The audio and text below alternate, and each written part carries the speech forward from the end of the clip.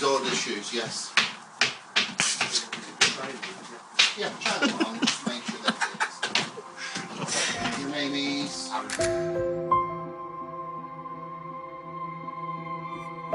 I love that one. It's got the same smile on that as he had on everyone, hasn't it? Michael was a lovely lad and he would do anything to help anybody. Michael's future, I think, would have been a bright one because he was a hard worker, he earned good money, and I think he would have settled down and been successful.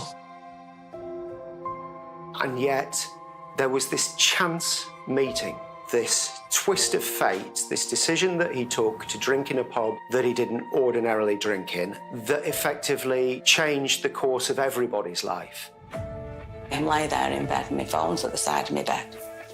Phone goes. She went, it's been stabbed. Well, I went watching, well, I was just frantic. I said, where is he, where is he? Michael had 5 stab wounds, tragically one to his chest, which would prove to be the one that caused the most damage. You'd expect your mum and dads to go before anyone, and to see your son in this way, you just go, what is going on here? This is not real. We're living in a false world here. This isn't really happening to us. You're not taking my baby. Don't take my baby away from me. His only crime, if ever there was one, was doing the right thing to stop someone else from being injured. He was trying to protect the woman from being hurt, and he ended up getting stabbed. Some days I get up and I think, has that really happened to us? Has it really happened to us? Well, yeah, it has. This was the day Michael was born, and Gary couldn't wait to come up and see him, could he? And what you said, he said Gary was really excited. Well, now he's made up, man. Really made up to see him. He really was. Well, he was his little brother, wasn't he? That they'd waited for 9 months. We've got a big family.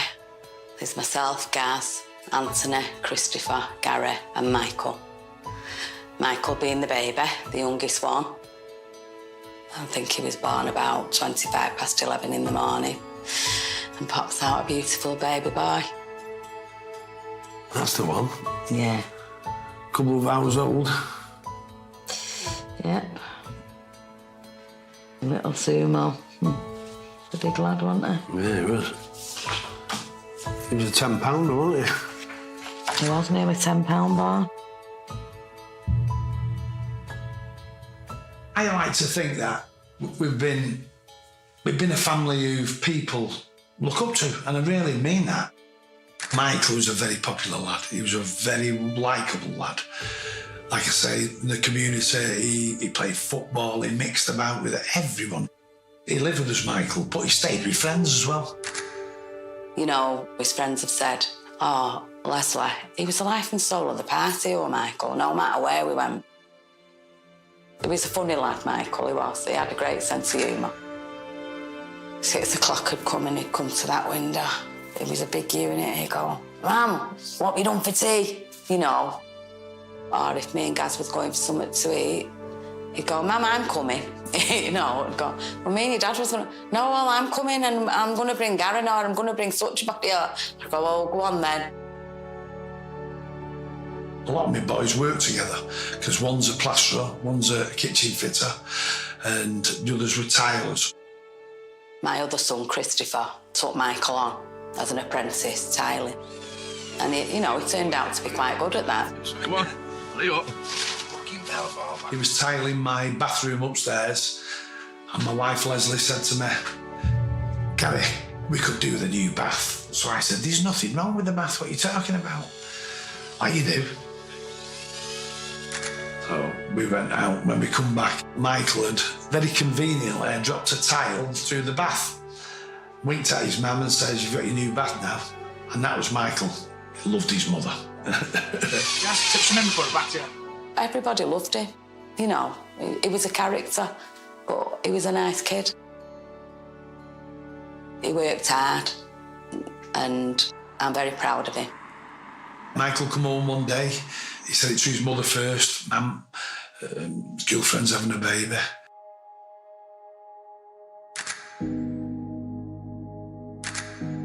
That's a fantastic memory for me because it was an happy memory and a happy memory for Michael. And he was so made up, our Michael, so made up. Ellis was born the 13th of April, 2012. Great occasion, I'll never forget it. Bright redhead. I was there, me and Michael was there at the hospital with Ellis when Ellis was being born. And we're both there and we're both crying. But that moment to see his face when he was delivered was amazing. Great dad, he loved his son, loved him, spent a lot of time with him. I think his future was to, settle down and just get on with life and look after his son.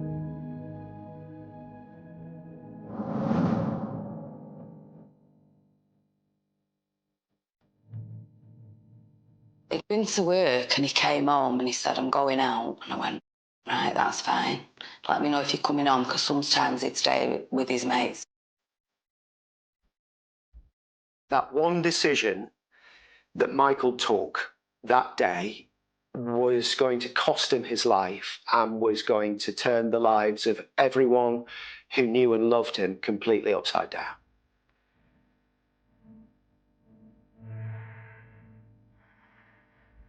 We got in bed, it was about 11:15 at night. But I heard all the sirens and helicopters and I'm thinking, I hope all my lads are all right, because I don't know whether they've all gone out or what they've done. And proper panicky, really, On the Friday the 14th of October 2016, just around 11:30, a number of calls, if I'm not mistaken, were placed through to the emergency services, through to the ambulance service, and the police were dispatched to get as quickly as possible to the Friendship Inn. So when officers had arrived there, it was a scene of chaos and disturbance. As you can imagine, people were very upset. But amidst this, there was one young man that had been stabbed very seriously. We was in the house and we'd not gone out, we was in bed. And we got a phone call off a girl who we knew. My stomach just done a somersault and I went, hello? She went, hiya, Leslie, it's Leanne. I went, hiya, Leanne, what's up? And she just went, we heard about your Michael. And I went, no, what? It says your Michael has been stabbed outside the Friendship pub. Well, we jumped out of bed, we never moved as quick. And I was just frantic and I can't really remember what I was thinking or what I wasn't thinking. I just knew I had to get to that hospital because I had to see him. I had to make sure he was all right. Michael was clearly losing blood, and a lot of blood, particularly from his chest wound. It would have been very difficult for the police to interpret precisely at that stage how many stab wounds we were dealing with. I was like, I couldn't comprehend it, to be fair. I was like, why? We knew something was seriously wrong, but that journey it's the worst journey I've ever had. I'm just thinking, where have they stabbed him? Have they just stabbed him in the arm or I didn't know who, what, where, I just didn't know. What we seen in that hospital was frightening. All we wanted to do was see Michael. We just wanted to see him. We expected him to be awake. Then we walked in. He was on a life support machine. I just fell to my knees. I was just like, Michael. He'd been put in an induced coma, and they said to us he's in a bad way. You just go, what is going on here? This is not real. We're living in a false world here. Given the severity of what had unfolded, and we knew right from the offset that this, at the initial phase prior to the individual passing away, was an attempted murder. The severity was the highest level, really.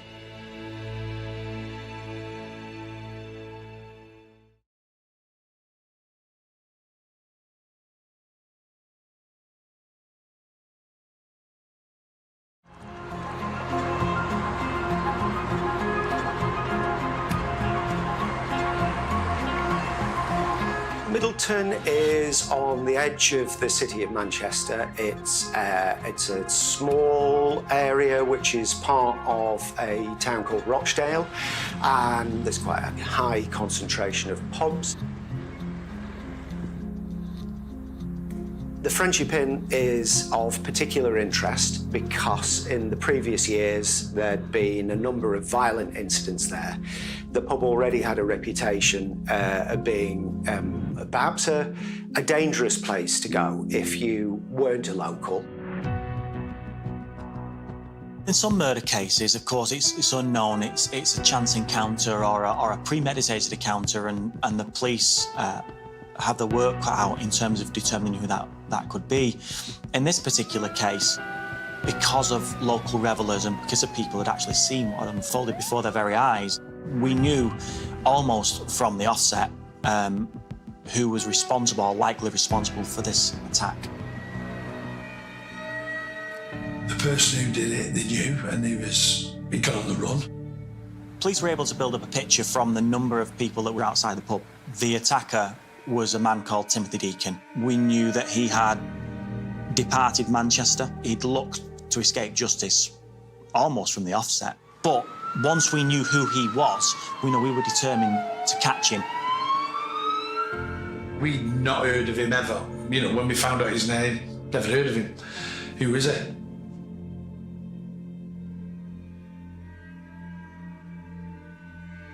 I don't know what I was thinking, but I weren't thinking that it was that critical, because they put him in a reduced coma, and I didn't know that. Whether they did tell me or not and it had not gone in, I don't know, because I can't really. I was in a bit of a state, to say the least, I don't really know whether they told me or they didn't. I can't remember, to be fair. He was there 3 days at the hospital. We didn't know what was going on. We were watching him, and it was horrible to see a lad who was full of life just, asleep. Gary and Leslie Mulligan were in bed in the middle of the night when they received a phone call that their son had been stabbed and was in the hospital. And they knew that Michael was not a troublemaker. He was a good kid, he was smart. So you can imagine the fear and panic they had. Why in the world would he have been in a situation that he was harmed like this? What could have gone wrong, and what was going to happen next? I thought, Matty, come on, Michael, you're a strong boy. Come on, you can pull through this. You're a big strapping lad, and you can pull through this. And this went on for 3 days. He gave everything, 100%. And we knew if anyone was going to pull through, it'd be Michael.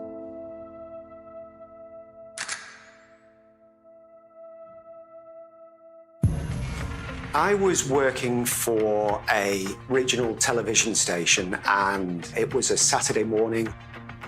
That morning, we had a series of emails from all the regional police forces, and one of them came from Greater Manchester Police that said there'd been a stabbing outside of a pub in Middleton called the Friendship Inn.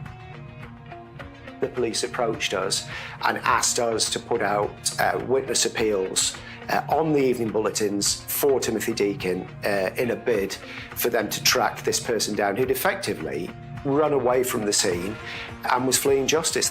This was a manhunt. He wasn't a local kid, Tim Deacon wasn't from Middleton. Michael didn't know him at all, we know that. Never heard of him, my lads had never heard of him.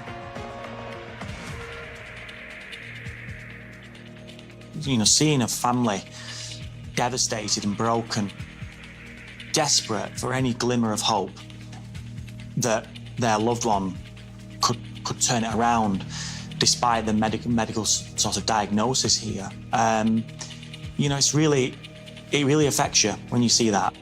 You can't help but the human side get close to wanting to see justice for the Mulligan family. Timothy Deakin was already a number of steps ahead because naturally he knew what he'd done before we even knew who he was. But sadly, at that particular time, Michael was in an extremely poorly way. Michael had gone out to a place he never went to, funny enough. He never went in the pub, the Friendship. There was CCTV at the pub that everyone had been in. So that was vital because we were able to build up an understanding of what had taken place.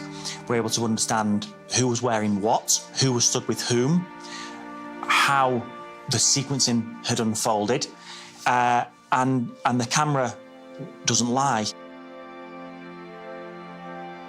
And an argument had broken out between two drunken groups in the back room that Michael had the misfortune of sitting in to have his drink. The catalyst for Deakin being called was nothing more than his girlfriend being out with his sister and his girlfriend believing she overheard a disparaging comment that was made towards her. Nothing more than that.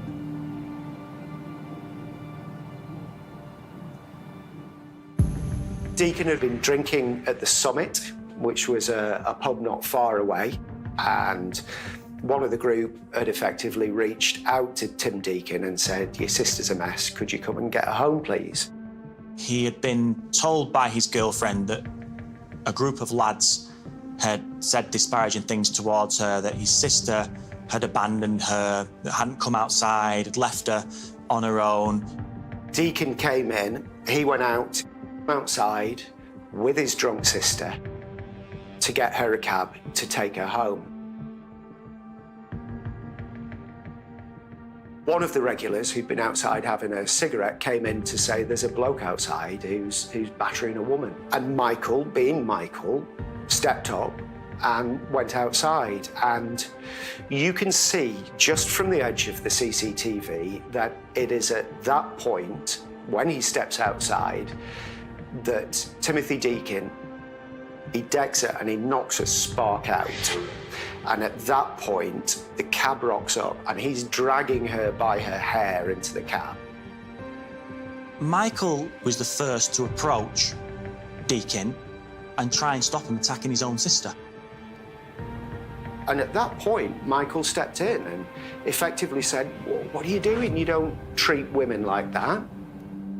And in a very, very short space of time, Michael was stabbed 5 times with the lock knife.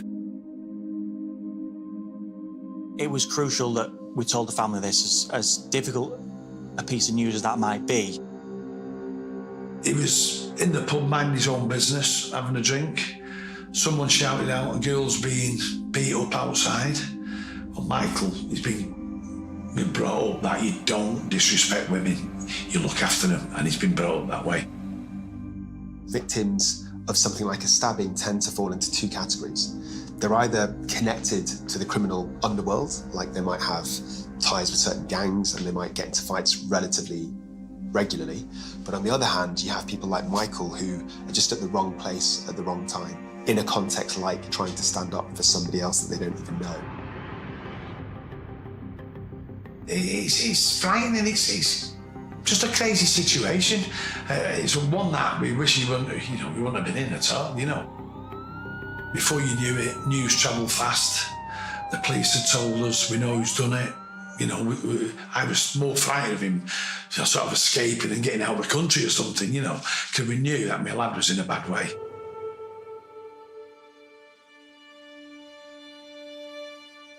He got us all in a room one day. He just said, "It's not working, the treatment we're giving him. And there's nothing else we can do." And I just sat there numb and I wanted to scream. I was like, "Please don't say that, don't say that, don't say that." They had to turn everything off. And he was pronounced dead. And, oh God, it was the worst.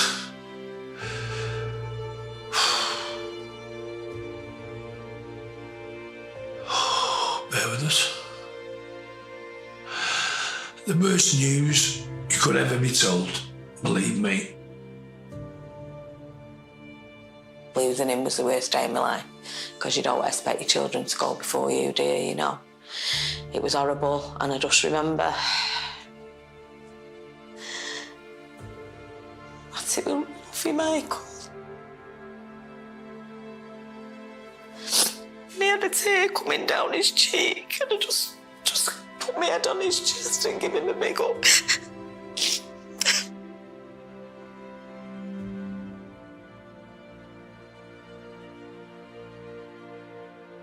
Oh, you can't describe it.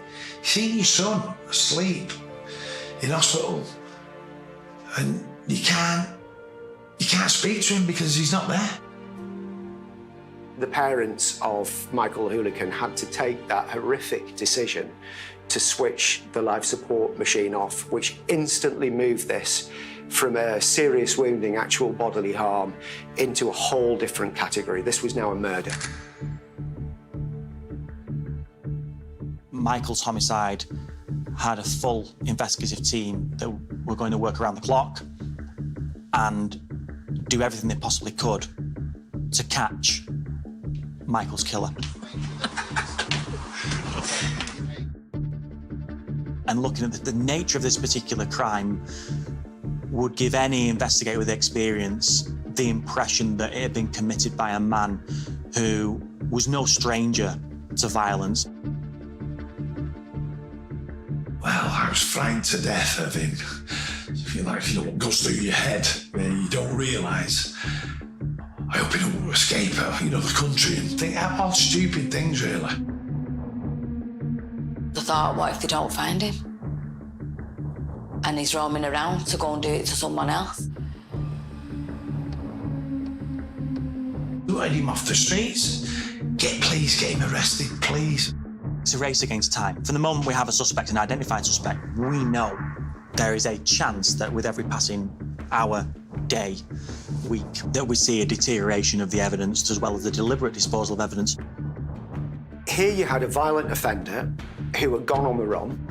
This was someone who was prepared to use violence and a knife. So it was crucial to the police that we apprehended him as quickly as we possibly could.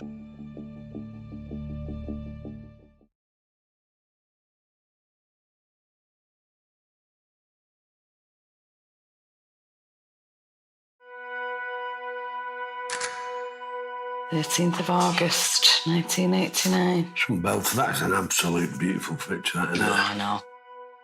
No, that's a cracking picture, that. Here and Michael. Really nice. My family means the world to me. They're everything to me. So, yeah, we had a nice life.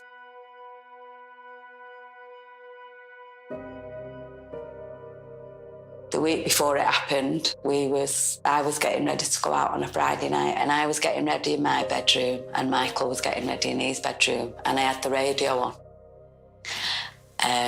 And Andy Williams came on singing "You're Just Too Good to Be True." So I'm singing at the top of my voice because I think I can sing even though I can't. And he comes over the landing doing this, dressed in a dead smart blue shirt and jeans. It was just such a sweet memory, you know. Just wish I could have more of him. Just wish I could. I just really wish I could just put my arms around him and just give him a big hug. I love him.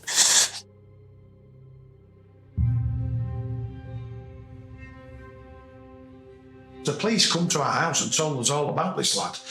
And they said that he was, he was a bad lad. The man who killed my son had gone on the run. And they said, he's gone on the run, but we will find him. After what he'd done to Michael, we wanted it more than ever, Get him off the street, please.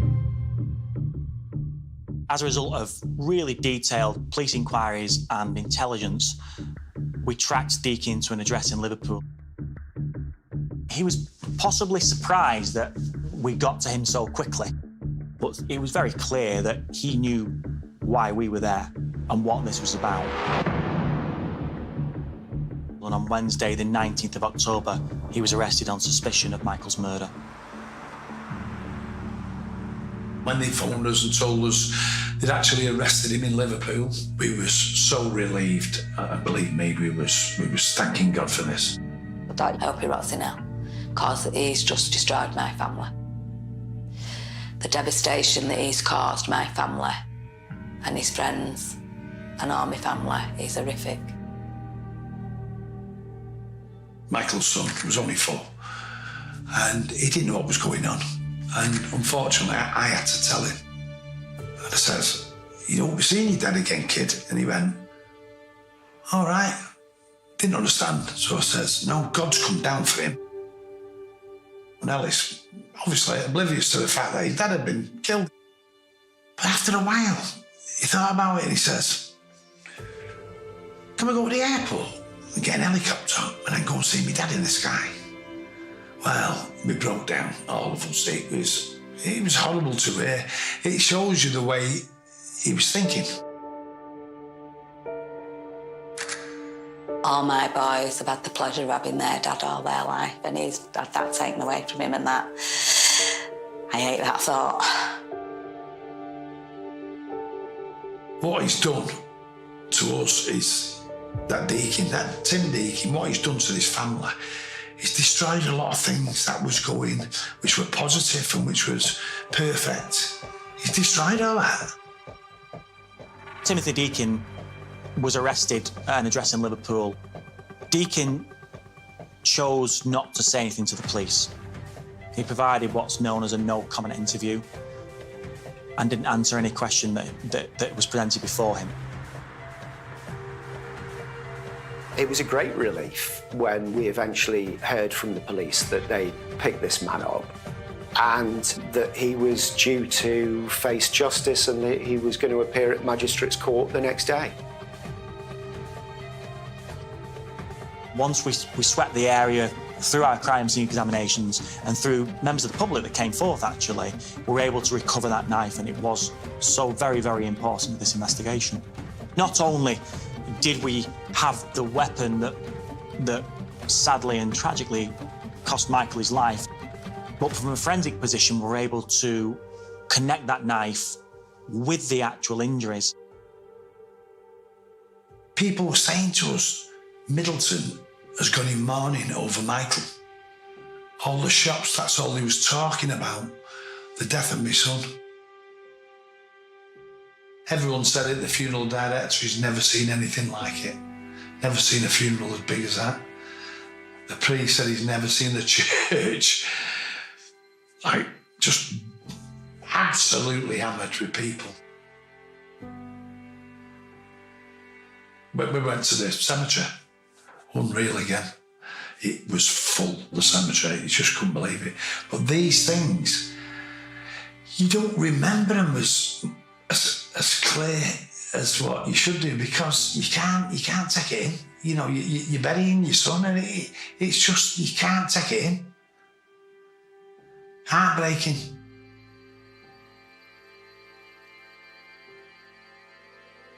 Very, very quickly, you can start to build a profile of the attacker, and we were very quickly able to establish who Timothy Deacon was. Internet searches provided us with previous criminal history and court reports.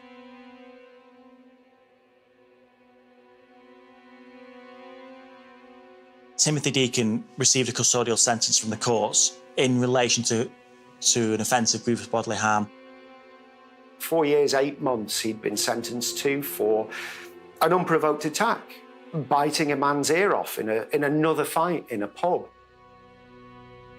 But when a prisoner's reached a certain point in their sentence in the UK criminal justice system, they are eligible for release. As a result of his licence conditions, he would be released and would serve a period of that on what they call licence, but he would be subject to a series of conditions to manage him in the community. It's basically a contract that an offender must sign that says, I will adhere to all these conditions, and that is called a licence agreement. So Deacon was a man on licence when he was determined to be the suspect in relation to this crime. So That was awful news for the family, that. To me, he shouldn't have been out, and he was out, the man who done it to my Michael, and to me, they should have kept him there. Should keep him in there for life. With this man, Timothy Deacon, carrying a knife, that suggests one of a couple of things. Either he's so confident that his probation officer is not going to find out or do anything about it, or he literally doesn't care about the consequences. The police investigation had, in my opinion, created an extremely compelling case that he was Michael's murderer and that he committed other offences too. You can never say never until that trial is concluded. The trial is coming up in Bolton on a certain day. It seemed to take forever.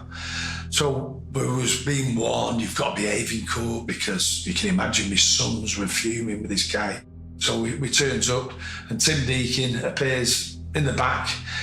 First time we've seen him, shown no remorse whatsoever. Looked at us with an evil face, if anything, you know, pulled his face. And you're looking at him and you're going, I can't believe what we're seeing here. This kid don't care, you know. Timothy Deacon was charged with murder and he pleaded not guilty. Timothy Deacon was going to introduce a defence of self-defence. For Michael's family, they're not used to these criminal trials. They don't know what tactics the defence team are going to use, so they just don't know what to expect. We was in court and they tried to get him off. This is what is unreal to me. He's admitted he's killed my son. And they're trying to get him off. They're trying to say, well, you didn't mean this, did you? But you didn't mean to get there, or you didn't. And it was frightening. The attempt was made to say that Michael Mulligan was coming at me and that I found this knife on the floor and that I picked the knife up and in an effort to defend myself, I flailed around with it and accidentally I killed him. I mean, the streets of Middleton aren't littered with knives. So the idea that somehow he was actually the victim was to be truthful, pretty preposterous, really. I was angry, but I was more upset because it was my son. You know, it really upset me, the things I heard in court. Michael was not a bully. He'd never pick on anyone. He'd protect his mates, he'd protect his family, which is normal for me. You know, that's the way he's been brought up. But there's no way he'd pick on anyone. So he's not doing this, you know, as a bit showing off or being cocky. He's doing it to protect that lady.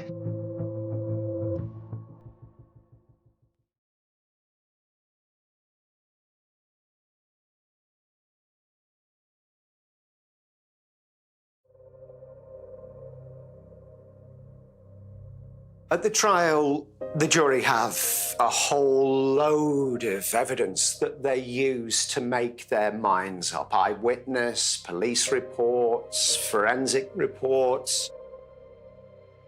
One utterly crucial piece of evidence at the trial of Timothy Deacon was the CCTV, which had been taken from outside the Friendship Inn. What was caught on camera were the last living moments of Michael Mulligan.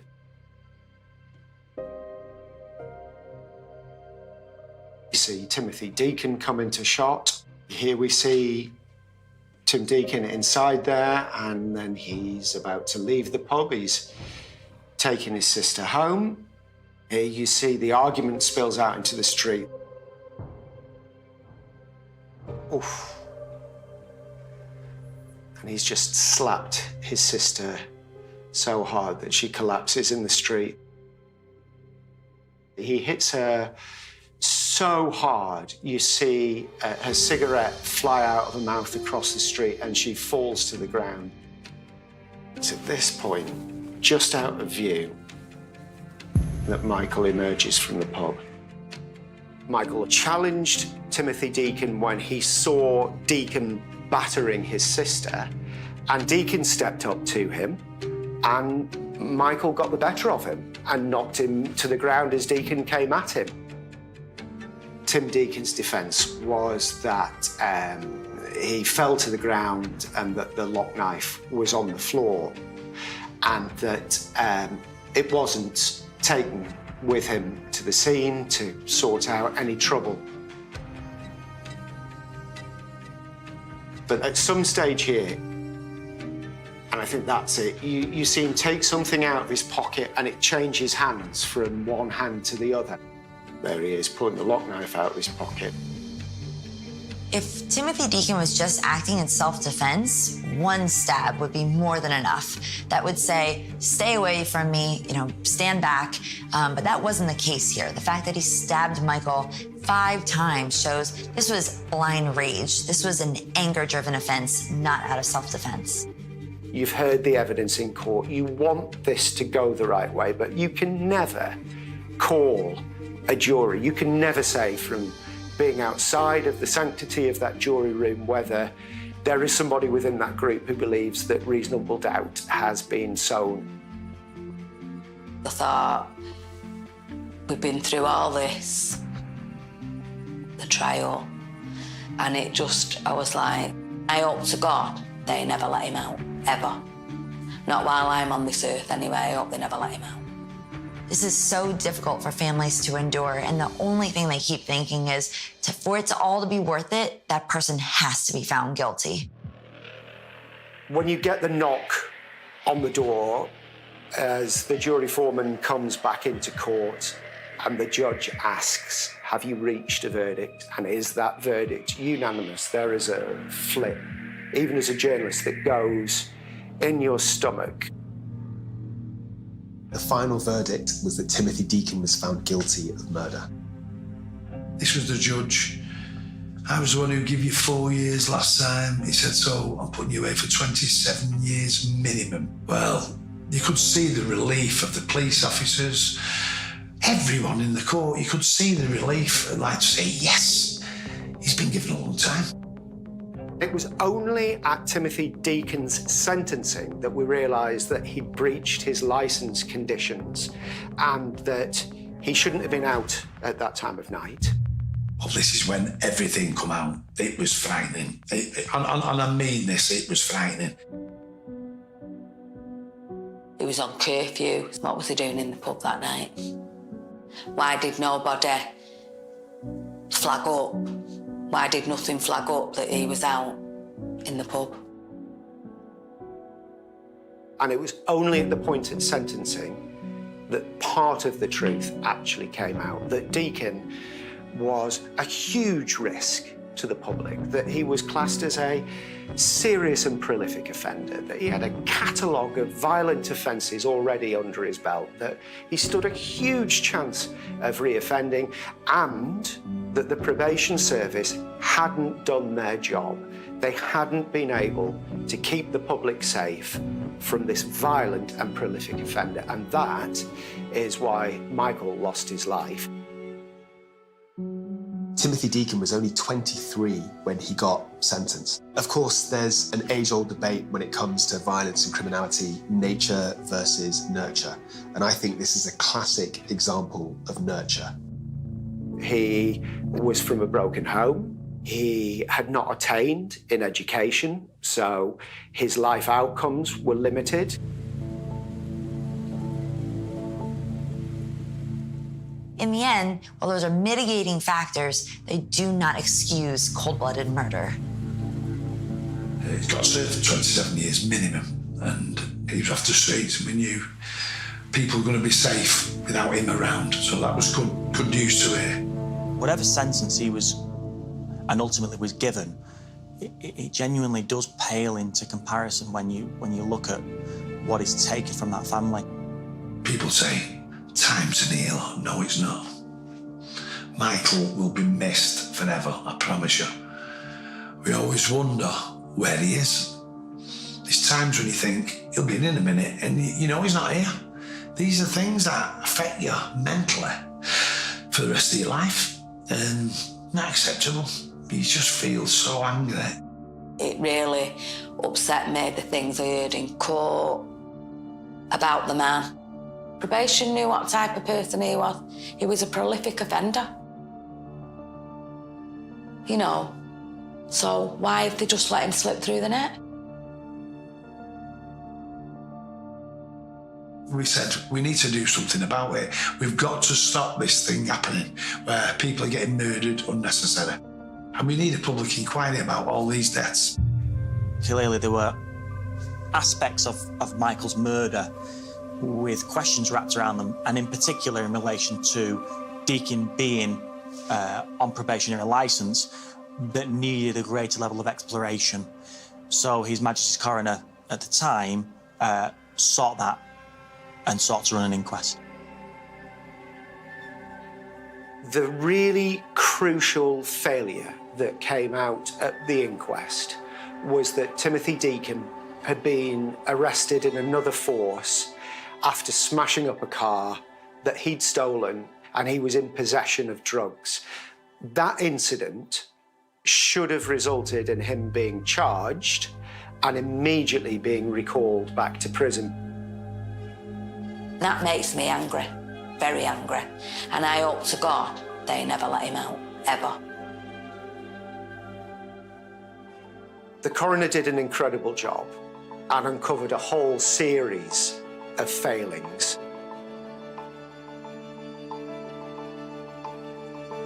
We've gone to a better place where no one hurts anyone. And he's with all his grands and granddads, isn't he? And all his friends that have passed away in the past. Don't really want him there, though. I'd like him to be back here with us.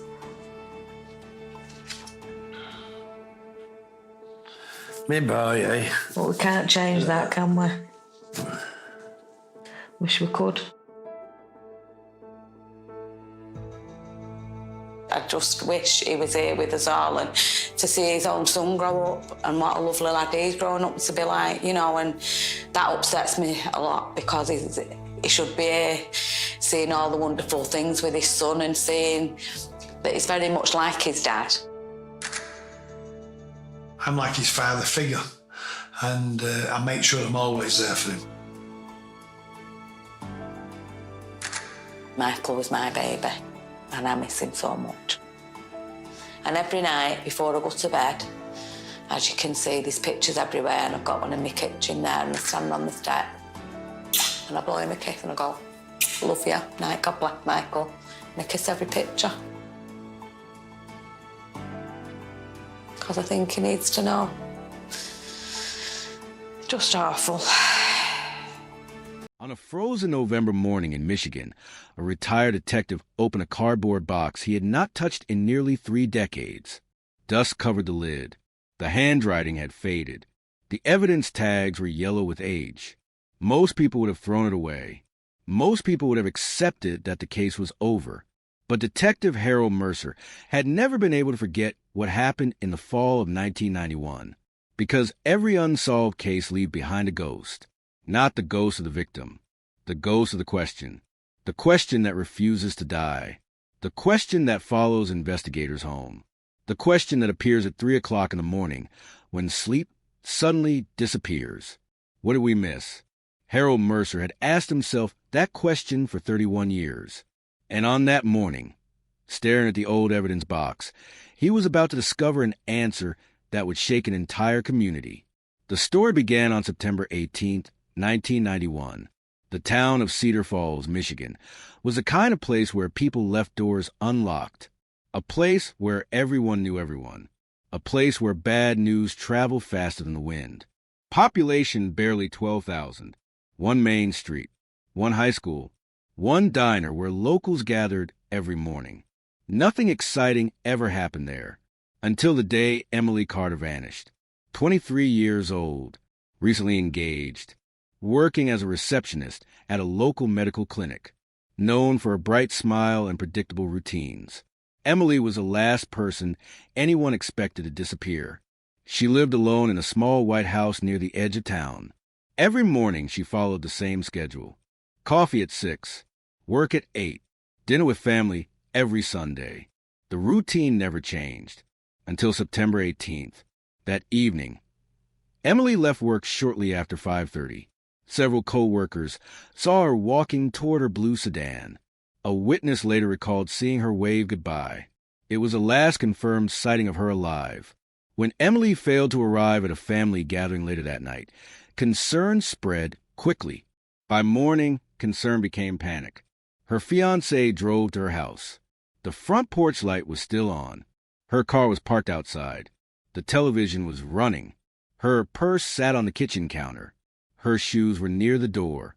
Everything looked normal. Everything except Emily. She was gone. Police arrived within an hour. Detectives searched every room. No signs of forced entry. No había estragos. No broken windows. No blood. Nothing. It was as if she had simply vanished into thin air. The town reacted immediately. Volunteers formed search parties. Helicopters flew over nearby forests. Dogs tracked scent trails through fields and along country roads. For days, hundreds of people searched. Nothing. No body. No suspect. No explanation. The disappearance became front-page news throughout the region. Reporters arrived. Television crews arrived. Rumors arrived. Some believed Emily had run away. Others believed she had been abducted. A few whispered about someone in town who knew more than they admitted. But nobody had proof. The investigation expanded rapidly. Detectives interviewed friends, family members, co-workers, neighbors, former classmates, anyone connected to Emily Carter. Thousands of pages of reports accumulated, yet every lead ended the same way, a dead end. Then investigators discovered something strange. A farmer reported seeing a pickup truck parked on an isolated dirt road roughly 10 miles outside town. The sighting occurred around the same time Emily disappeared. The vehicle looked out of place. Nobody recognized it. Nobody identified the driver. The clue generated excitement. For a brief moment, investigators believed they were close. But the excitement faded. No license plate. No reliable description. No physical evidence. Another lead vanished. Weeks became months. Months became years. The case grew colder. The media lost interest. The volunteers stopped searching. The headlines disappeared. But Detective Harold Mercer never forgot.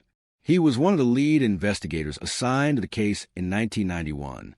Young, determined, obsessed with details. He believed every mystery had an answer. Every crime left a mistake. Every suspect left a trace. Yet despite thousands of hours of work, Emily Carter remained missing. The failure haunted him because there was one detail he could never explain. One detail that appeared insignificant to everyone else. A receipt. A simple gas station receipt found inside Emily's kitchen trash can. The receipt was dated the day before her disappearance. Nothing unusual about that, except Emily never visited that gas station.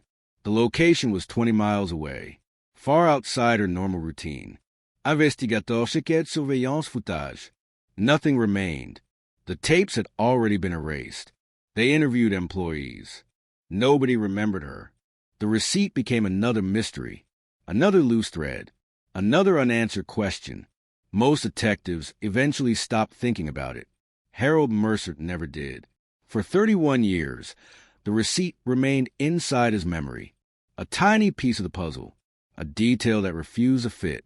And now, sitting alone at his dining room table decades later, he was staring at it again.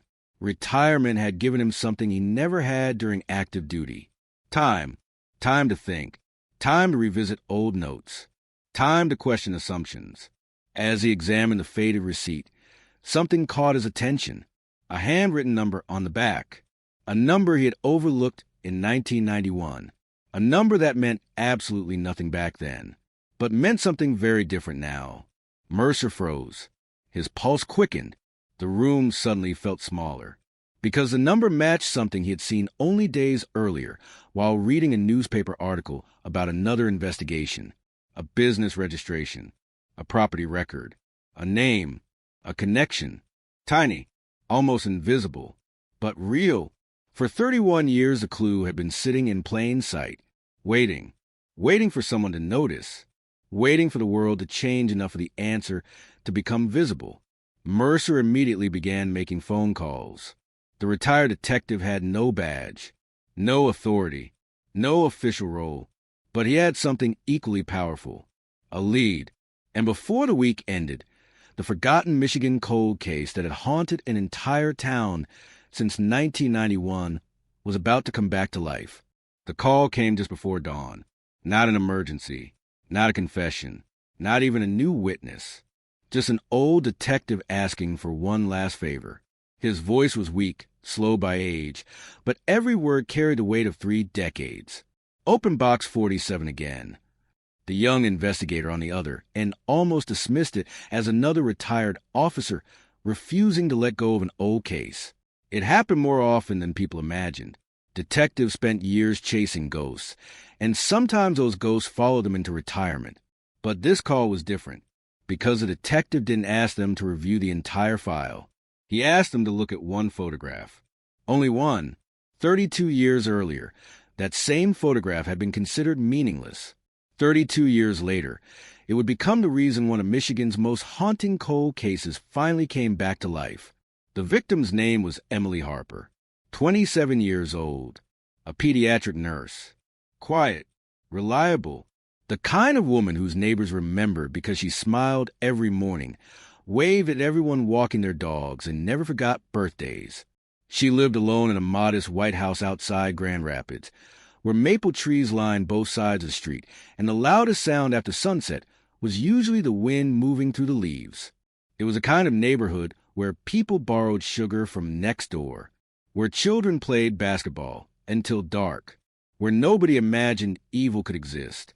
Until November 18th, 1991. The first snow of the season had arrived that afternoon. Not enough to cover the roads completely, just enough to leave a thin white blanket over rooftops and sidewalks. Emily finished her shift at Mercy Regional Hospital just after 6. Several co-workers remembered saying goodbye. One nurse joked about the weather. Another reminded Emily about a staff Christmas dinner scheduled for the following week. Emily laughed. She promised she would be there. Those would become the last confirmed words anyone ever heard her speak. Security cameras inside hospitals were rare in 1991. Parking lots were poorly monitored. Nobody watched her walk to her blue Ford Taurus. Nobody noticed another vehicle slowly leaving the parking lot several seconds later. The drive home should have taken 18 minutes. Emily never arrived. At first, nobody panicked. She lived alone. She sometimes visited her parents without calling first. Friends assumed something unexpected had come up, but when she failed to appear for work the following morning, concern spread quickly. Emily had never missed a shift. Not once. Her supervisor called her home. No answer. Another nurse drove to the house. Her car was parked in the driveway. The front porch light was still on. Fresh snow covered the yard. There were only one set of footprints leading toward the front door, none leading away. Police responded within the hour. The scene confused everyone. Nothing appeared stolen. The television remained off. Groceries sat untouched on the kitchen counter. A winter coat hung beside the entrance. A half-finished cup of tea rested on the dining room table, cold enough to suggest it had been sitting there all night. Emily's purse remained inside. Her wallet, her driver's license, cash, credit cards, everything. Only one thing was missing. Emily. Investigators searched every room. No signs of forced entry. No broken glass. No overturned furniture. Nothing suggesting violence. Yet something felt deeply wrong. A detective later described the house as frozen in time, as if someone had simply pressed pause on an ordinary evening. The first search lasted 16 hours, then 24, then 3 days. Volunteers formed long lines across frozen fields. Helicopters flew over nearby forests. Tracking dogs followed scents that disappeared near County Road 18 before ending without explanation. One theory suggested Emily had been abducted. Another believed she had willingly left with someone she trusted. Neither theory explained the untouched house. Neither explained why every personal belonging remained exactly where it should have been. As news spread across western Michigan, Fear settled over the community. Parents stopped allowing children to walk home alone. Women traveled in groups after dark. Local businesses began closing earlier than usual. Every unfamiliar vehicle attracted attention. Every stranger became suspicious. Rumors spread faster than facts. Someone claimed to have heard screams that night. Another insisted a dark pickup truck had been parked near Emily's neighborhood. Someone else believed they saw a man wearing a hunting jacket standing beside the road. Police investigated every lead. Thousands of hours disappeared into interviews. Nothing. The case grew colder with every passing week. Winter turned into spring. Spring into summer. The missing person posters faded beneath rain and sunlight. Television crews moved on to newer tragedies. The phone stopped ringing. Witnesses stopped calling. Emily Harper became another name inside a filing cabinet. Another unsolved disappearance. Another family forced to live without answers. Years passed, then decades. Detectives retired. Evidence rooms expanded. Technology transformed criminal investigations. DNA science advanced. Digital databases connected police departments across the country. Entire generations of investigators entered the profession without remembering Emily's face. But one detective never forgot. His name was Thomas Keegan. In 1991, Keegan had been 43 years old. Sharp instincts, relentless work ethic, the type of investigator who refused to leave the office until every lead had been exhausted. Emily's disappearance became his obsession. He reviewed the file hundreds of times. He revisited witnesses. He searched the neighborhood again years after everyone else had moved on. His colleagues tease him. You'll never solve that one. There's nothing left. The trail is gone. Keegan disagreed. He believed every crime left behind a mistake. Not always a fingerprint. Not always blood. Sometimes something much smaller. A habit. A routine. A detail overlooked because it seemed too ordinary. When he retired in 2014, Emily's file came home with him. Not the evidence, but copies of photographs, notes, timelines, maps. His wife often found him sitting alone late at night, studying faded crime scene pictures beneath a desk lamp. "What are you looking for?" she once asked. The thing everybody ignored. That answer never changed. Years later, after his wife passed away, Keegan spent even more time with the file. He enlarged photographs, compared weather reports, read witness statements aloud, measured distances on old county maps. He became convinced that investigators had overlooked something during the very first week. Not because they were careless, because nobody knew it mattered. One rainy afternoon, while organizing old documents, Keegan noticed something strange in a crime scene photograph. It wasn't Emily's house. It wasn't evidence collected inside. It was a reflection, barely visible, hidden inside the chrome bumper of a parked vehicle photographed across the street. The image was blurry, almost impossible to notice. 30 years earlier, enlarging produced nothing but grain. Now, artificial intelligence enhancement software available to law enforcement could recover details never visible before. Keegan stared at the photograph for hours. There, near the edge of the reflection, a shape, a vehicle, not Emily's Ford, not a police cruiser, something else, a dark sedan. More importantly, part of a license plate. Only 3 characters. 3 tiny characters trapped inside a distorted reflection that nobody had examined in over 3 decades. Most people would have ignored it. Keegan couldn't. He called the cold case unit the next morning. Open box 47 again. The young detective assigned to the case almost smiled politely until Keegan emailed the enhanced image. Within 48 hours, forensic imaging specialists confirmed what nobody expected. The reflection was real. The license plate fragment was real. And against every imaginable odd, those 3 characters matched exactly one vehicle registered within 20 miles of Emily Harper's neighborhood in November 1991. For the first time in 32 years, the investigation had a direction. And somewhere in Michigan, a man who believed time had buried every secret was about to discover that one forgotten photograph had remembered everything. The license plate fragment looked insignificant. 3 characters. Nothing more. No complete registration. No clear vehicle description. No identifiable driver. 32 years earlier, it would have been useless. In 2023, it became the beginning of everything.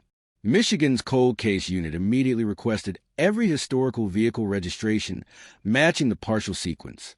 The search returned hundreds of possibilities at first. Most were quickly eliminated. Different counties, different vehicle types. Registrations issued years after Emily Harper disappeared. The list became smaller. 50 names, then 19, then 7. Finally, 1. A black 1986 Oldsmobile Cutlass Supreme, registered in Kent County. Owned in November 1991 by a 38-year-old construction contractor named Richard Nolan. The address caught investigators' attention immediately. Less than 4 miles from Emily Harper's home. Close enough to drive there in under 10 minutes. But proximity alone meant nothing. Detectives had learned long ago that coincidence could destroy an investigation if they chased it blindly. They needed more, much more. The first step was reviewing Nolan's original interview from 1991. A faded transcript was pulled from the archive. 8 pages. One interview. 43 minutes. Conducted 6 days after Emily disappeared. At the time, Nolan had contacted investigators voluntarily after seeing a televised appeal for witnesses. He claimed he had driven through the neighborhood that evening while returning from a construction project. He reported seeing police cars several hours later, but insisted he knew nothing about Emily Harper. The detective who interviewed him described him as cooperative, calm, respectful, nothing unusual, no criminal history, no history of violence, no reason to investigate further. The interview ended. The file was closed. Richard Nolan disappeared into ordinary life, or so everyone believed. Detective Sarah Collins read the transcript 3 times, then a 4th. Something bothered her. Not what Nolan said, what he didn't say. During the interview, detectives never asked why he had driven through Emily's neighborhood in the first place. The route made no sense. GPS mapping software, unavailable in 1991, showed the neighborhood added nearly 15 minutes to his trip home. It wasn't a shortcut. It wasn't even close. To reach that street, Nolan had deliberately turned away from the fastest route. Why? No one had ever asked. Collins assembled a small investigative team. No media. No public announcement. If Nolan was innocent, they wanted to avoid destroying his reputation. If he wasn't, they wanted him unaware. Background checks began quietly. The first surprise arrived within 24 hours. Richard Nolan no longer lived in Michigan. He had moved to northern Indiana in 1998. Changed construction companies twice. Married. Divorced. Remarried. No serious criminal convictions. Only minor traffic violations. An ordinary life. Exactly the kind of life investigators often saw in offenders who successfully escaped detection. The second surprise came from employment records. In November 1991, Nolan's construction company had been renovating part of Mercy Regional Hospital, the same hospital where Emily worked. Detectives stared at the documents in silence. Could they have crossed paths? Hospital maintenance logs confirmed outside contractors entered several wings during October and November. Security records were minimal. Visitor badges weren't consistently documented. No cameras existed in the employee parking garage. Nobody knew how many times Nolan had been inside the building. Nobody knew whether Emily had ever spoken to him. But for the first time, investigators discovered a possible connection between victim and suspect. It wasn't random anymore. It was personal. Collins requested old payroll schedules. Another coincidence emerged. Nolan's crew worked only 30 yards from a pediatric wing. Emily walked that corridor every shift. The possibility that they had seen each other repeatedly became impossible to ignore. Still, possibility wasn't evidence. The investigation continued. Detectives interviewed retired hospital employees. Most remembered nothing. 32 years erased faces, names, conversations. Then one former janitor paused. I remember that contractor. The room became silent. Why? He smoked outside the employee entrance every afternoon. What else? He talked too much. About what? The nurses. Collins leaned forward. What do you mean? He'd point at them. The janitor frowned. Always, saying one of them smiled at him. Which one? I don't remember. The statement alone couldn't prove anything, but it justified digging deeper. Investigators searched Nolan's old personnel records. No psychological evaluations. No complaints. Nothing obvious. Then another detective found something overlooked, an internal memo, never forwarded to police, written by a hospital supervisor in October 1991. One sentence. Outside contractor observed attempting to enter employee-only hallway, redirected without incident.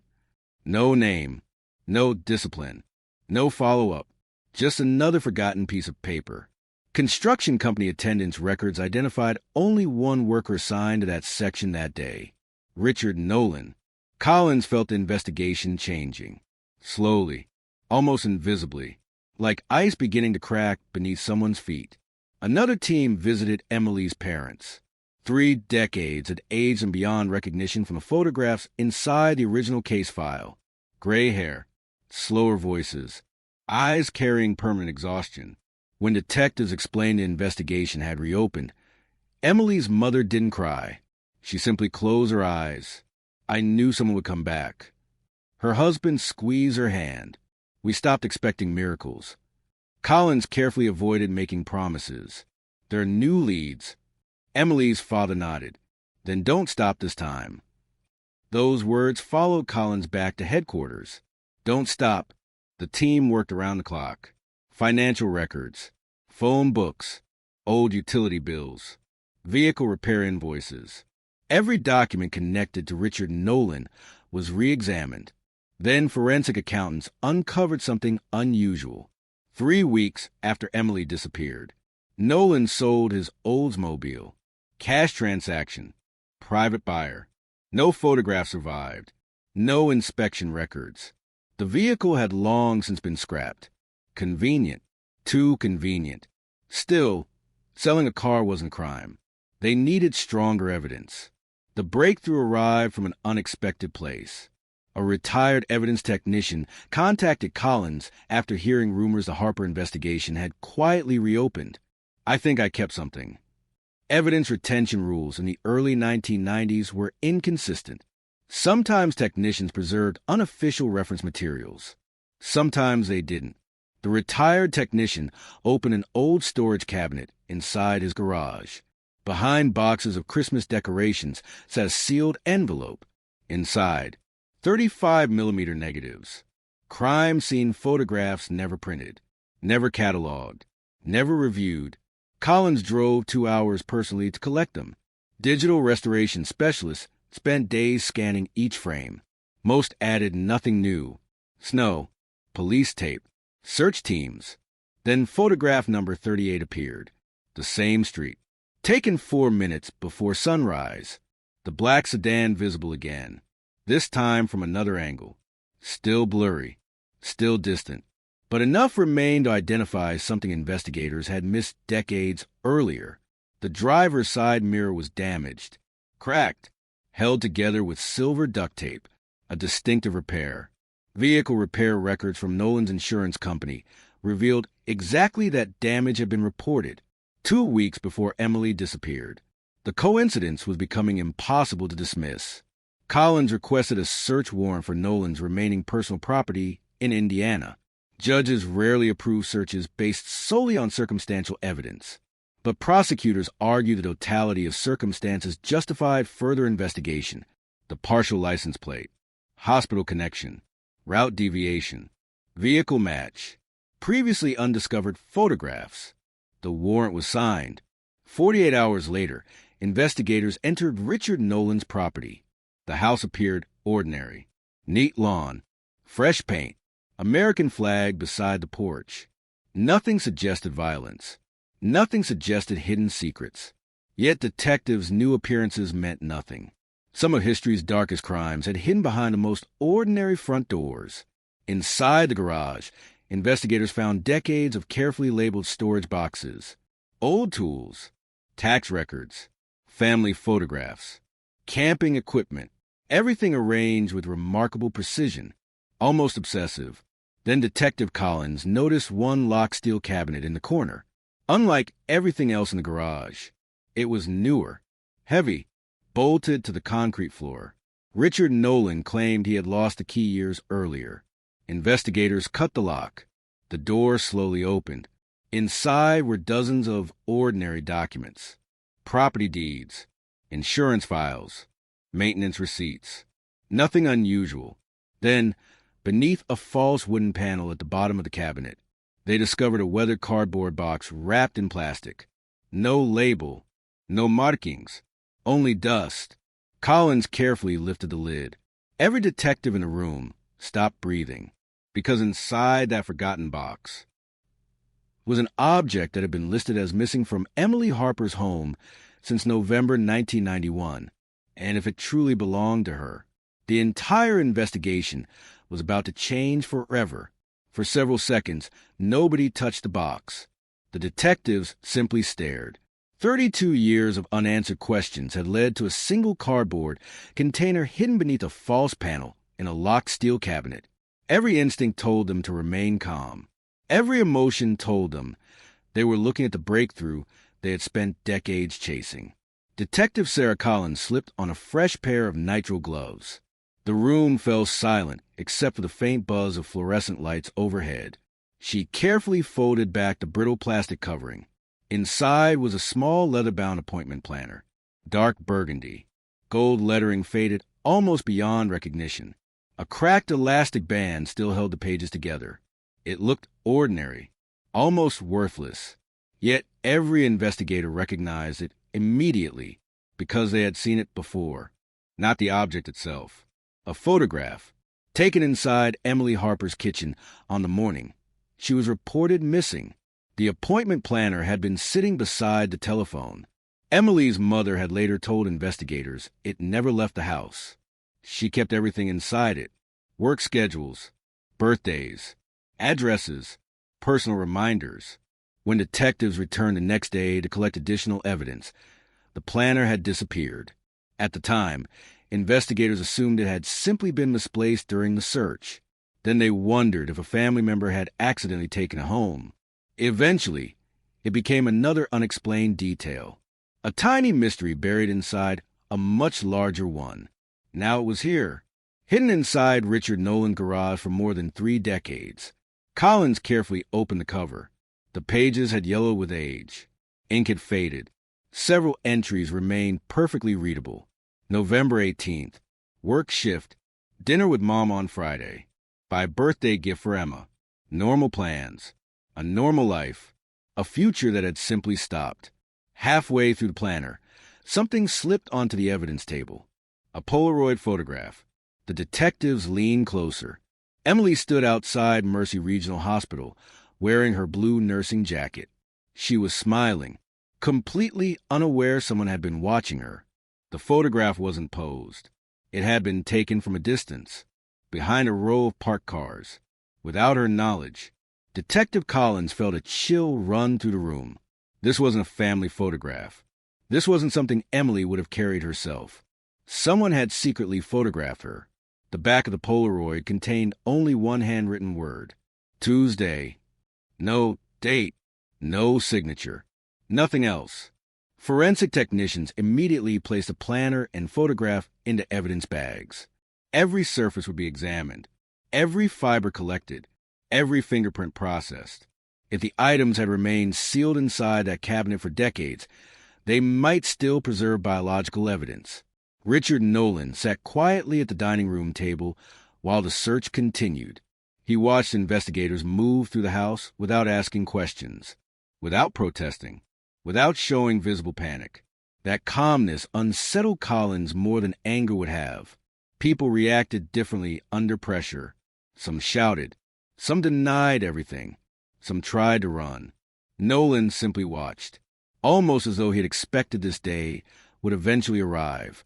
Collins approached him. "Do you recognize this planner?"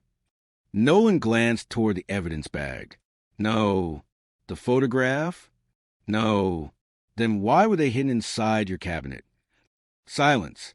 A long silence. Finally, he shrugged. I've owned a lot of boxes. That isn't an answer. I don't have another one. The interview ended. For the moment, detectives understood there was no point forcing the conversation. Evidence would speak louder than speculation. The cardboard box was transported directly to the Michigan State Police Crime Laboratory. Forensic scientists began an exhaustive examination. Modern technology could recover traces unimaginable in 1991. Touch DNA, microscopic fibers, skin cells, chemical residues. Every millimeter mattered. The first laboratory report arrived 4 days later. Partial fingerprints covered the planner. Most belonged to Emily, exactly as expected, but another print appeared beneath hers. Smudged, incomplete, enough ridge detail remained for comparison. The automated fingerprint identification system searched millions of records. No match. Richard Nolan had never been arrested. His fingerprints had never entered the national database. Investigators obtained a court order requiring elimination prints from Nolan. 48 anxious hours later, the comparison was complete. The fingerprint belonged to him, not on the cover, not on the edges. On the inside page Emily had last written in, a place she would likely have touched on the evening she disappeared. The laboratory called Collins immediately. We have him. Those 3 words echoed through headquarters. For the first time in 32 years, investigators possessed physical evidence directly linking Richard Nolan to an object that had vanished from Emily Harper's home. But they still lacked one essential piece. They needed to know what happened after Emily disappeared. The investigation widened. Behavioral analysts reviewed Nolan's life from 1991 onward. Patterns began emerging, not criminal convictions. Patterns. Every 5 to 7 years, Nolan changed jobs, changed addresses, changed routines, never remaining in one community long enough to develop close friendships. Neighbors consistently described him the same way: polite, helpful, private, a man who rarely invited people inside his home, who preferred working alone, who disliked unexpected visitors. One retired co-worker remembered something unusual. He hated cameras. What do you mean? If somebody brought one out at company picnics, he'd leave. Did he ever explain why? No. Another former employee remembered Nolan becoming visibly nervous whenever police vehicles drove through construction sites. He'd stop talking until they left. Small observations, meaningless individually, powerful together. Meanwhile, forensic scientists made another discovery. The Polaroid photograph had been developed using film manufactured only between August and December 1991. The paper fibers matched products sold throughout Michigan during that period. Nothing extraordinary, until they examined the chemical composition of the adhesive residue on the back. Tiny traces of drywall dust. Bain primer, construction debris. Exactly the kind of microscopic particles found inside Mercy Regional Hospital during the renovation project. Investigators now believe the photograph had likely been taken while Nolan worked at the hospital, meaning Emily may have been watched long before she disappeared. The possibility changed everything. This might never have been a random encounter. It might have been stalking. Weeks, perhaps months, of silent observation. Collins returned to the hospital archives. Employee newsletters, maintenance schedules, parking permits. One forgotten maintenance request revealed that construction workers frequently shared the same employee cafeteria during lunch because the contractor break room had temporarily flooded. Emily regularly ate there. Witnesses from 32 years earlier had forgotten. Documents had not. The paths of victim and suspect crossed repeatedly.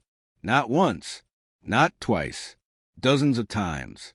Enough opportunities for conversations, for recognition, for obsession. The behavioral profile evolved rapidly. Investigators believed Nolan had become fixated on Emily, watching, learning routines, understanding work schedules, waiting, but they still needed proof. The case required more than theories. Then another unexpected phone call arrived. Not from Michigan, from Arizona. A retired newspaper photographer had been organizing decades of negatives before donating them to a historical archive. One envelope contained photographs taken during the original search for Emily Harper. He remembered hearing about the reopened investigation. "I think you should see these." Digital scans arrived 2 days later. Most images capture volunteers searching wooded areas, police command vehicles, family members speaking to reporters. Then photograph 12 appeared, taken accidentally while the photographer adjusted his camera. In the background, across the street, a black Oldsmobile, parked beneath bare oak trees.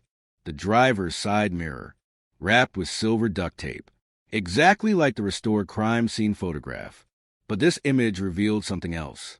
Someone was sitting inside, watching the search.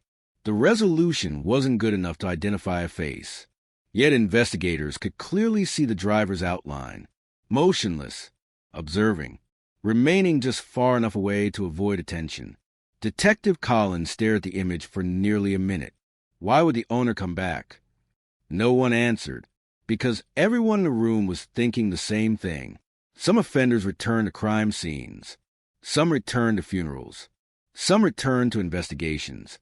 Not to help, not to confess, but to watch, to convince themselves they remain invisible.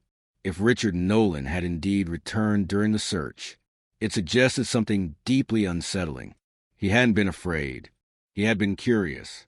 Curious enough to risk being seen.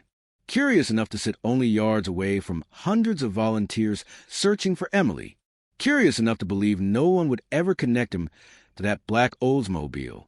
32 years later, a forgotten newspaper negative had done exactly that, and investigators finally realized they weren't simply reopening an old cold case anymore. They were dismantling a carefully hidden life built on decades of silence. The investigation no longer revolved around a missing person. It revolved around Richard Nolan. For 32 years, detectives had searched for Emily Harper. Now, they were searching through the life of the man they believed had spent 3 decades hiding the truth. The transition changed everything. Instead of asking where Emily had gone, investigators began asking a different question. How had Nolan managed to disappear in plain sight? The answer began with paper. Boxes of paper. Bank records. Property transactions. Insurance claims. Employment contracts. Utility bills. Thousands of ordinary documents collected over the course of an ordinary life. At first glance, nothing stood out. Richard Nolan paid his taxes, maintained steady employment, rarely borrowed money, never filed for bankruptcy. He looked exactly like the kind of citizen nobody would ever suspect. But Detective Sarah Collins wasn't looking for crimes. She was looking for patterns. People lie. Habits rarely do. She pinned every address Nolan had ever lived at onto a large wall map. Michigan, Indiana, Ohio, back to Indiana. 3 different counties, 6 houses, 4 apartments, 1 rented cabin. Lines connected every location. Then she added another layer. Construction projects, hospital contracts, commercial renovations, schools, office buildings. Every major job Nolan accepted between 1985 and 2005. The map became crowded. Yet one detail immediately caught her attention. Nearly every move followed the same sequence. Work, relocation, isolation. He never stayed anywhere long enough to build lasting friendships. Co-workers described him as pleasant but distant. Neighbors knew almost nothing about him. He attended no local clubs, no churches, no community organizations. It was as if he deliberately kept every relationship temporary. One FBI behavioral analyst, reviewing the file, summarized it in a single sentence. He built a life that nobody could verify. The comment stayed with Collins. A life without witnesses. A life where no one noticed subtle changes. No one asked difficult questions. No one compared the present to the past.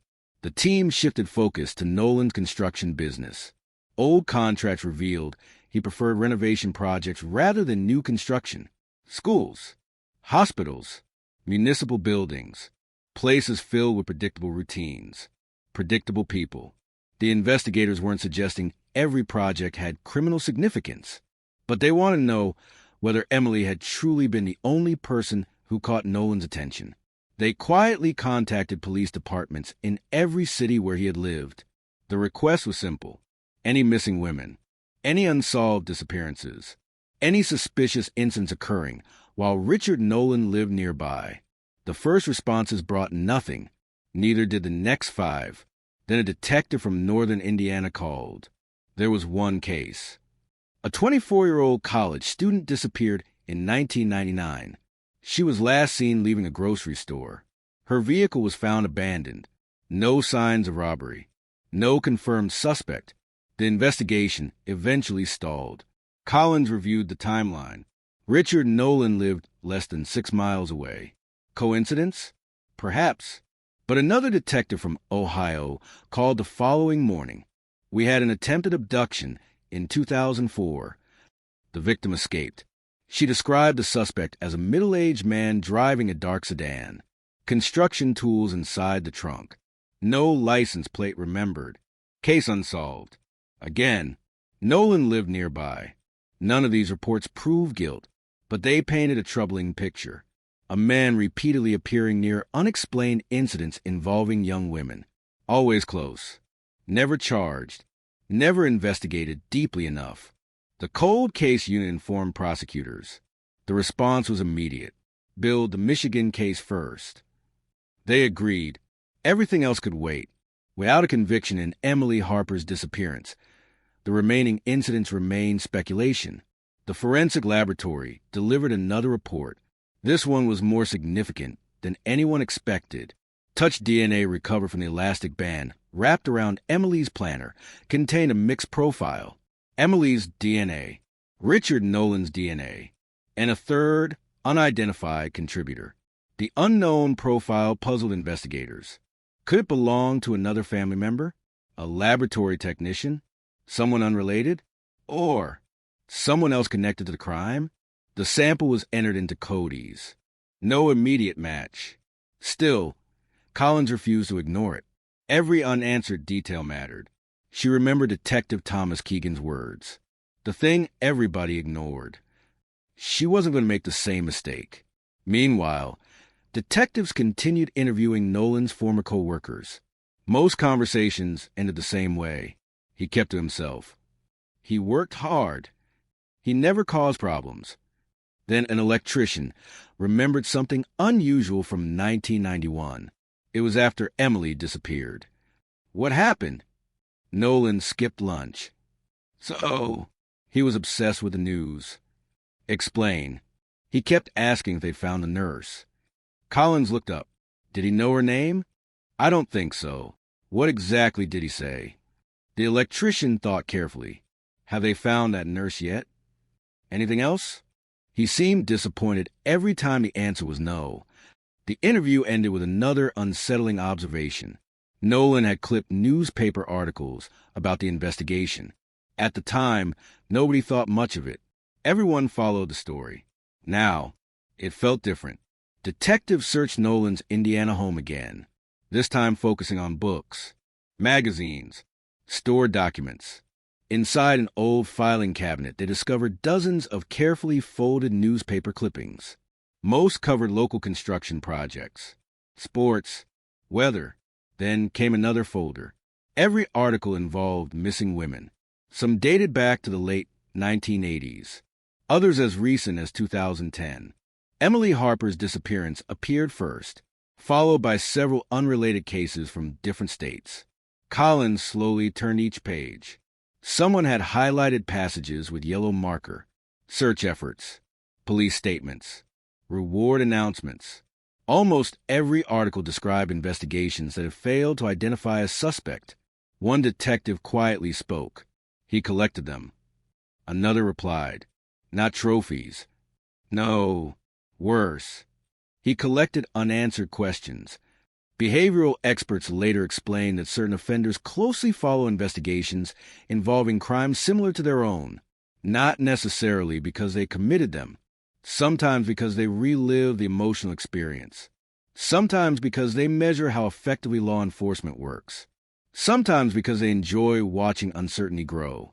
Richard Nolan's collection disturbed everyone who examined it, especially because one article had something handwritten across the top.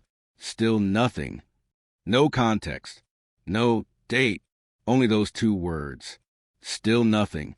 Collins couldn't stop thinking about them. Were they frustration? Relief? Celebration? Nobody knew. The investigation reached another turning point when forensic accountants uncovered an old storage rental agreement.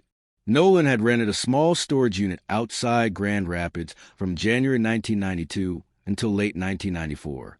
The unit no longer existed. The facility had been demolished years earlier, but archive rental records survived. Why rent storage only weeks after Emily disappeared? Why keep it for nearly 3 years? Detectives located the former property owner. The elderly manager remembered surprisingly little, until Collins showed him Nolan's driver's license photograph. His eyes widened. I remember him. What do you remember? He came late. Late? Always after dark. What did he store? I never looked. Did anyone else visit? No. The manager hesitated. One thing always seemed strange. What? He never let me help unload. Even when customers struggled with heavy furniture, the manager routinely offered assistance. Nolan always refused. Politely, firmly, every time. The storage building was gone. Any evidence once inside had vanished years earlier. Yet another piece of Nolan's life suddenly appeared suspicious. Another ordinary decision viewed through the lens of 32 years. Then Detective Collins received a message from Thomas Keegan. The retired detective wanted to meet. He arrived carrying the same worn leather briefcase he'd used during his career. Without saying a word, he placed a yellowed notebook on the conference table. I remembered something. Collins opened it carefully. Inside were handwritten notes from December 1991, not official reports, personal observations. One page contained a sentence circled twice. Neighbor reported hearing hammering around 2:15 a.m. behind old Wilson property. Collins frowned. I've never seen this. You haven't? Why not? Keegan looked away. I never wrote the report. The room fell silent. What happened? I chased another lead. You forgot? No, I thought it wasn't important. 32 years earlier, one forgotten observation, one report never filed, one possible clue buried inside the memory of a detective who had carried the guilt into retirement. Keegan slowly looked at Collins. The Wilson property is exactly where I think we should start digging. The Wilson property had been abandoned for years. In 1991, it sat at the edge of a narrow county road surrounded by dense oak woods and neglected farmland. The farmhouse had already been empty for nearly a decade, its windows boarded shut, its roof beginning to collapse beneath heavy Michigan winters. Children called it the haunted house. Hunters avoided it after sunset. Neighbors rarely drove past unless absolutely necessary. Back then, nobody imagined it would one day become the center of one of the state's most significant cold case investigations. Detective Thomas Keegan remembered the place immediately. So did Richard Nolan. The conference room fell silent. Collins looked at the old notebook again. The handwriting was unmistakably Keegan's. Neighbor heard repeated hammering. Approximately 2:15 a.m. direction, Wilson property. Only one sentence. No follow-up. No supplemental report. No search request. Nothing. 32 years of regret reduced to a single forgotten note. Keegan rubbed his eyes. I was convinced Emily had been taken out of the county, so I ignored it. It was the biggest mistake of my career. Collins didn't respond. There was no reason to assign blame now. The only thing that mattered was whether the Wilson property still had something left to reveal. Within hours, prosecutors obtained a warrant authorizing a complete forensic excavation. The property no longer belonged to the Wilson family. It had changed owners 3 times since 1991. The current owner, a retired farmer named Harold Evans, looked genuinely shocked when investigators arrived.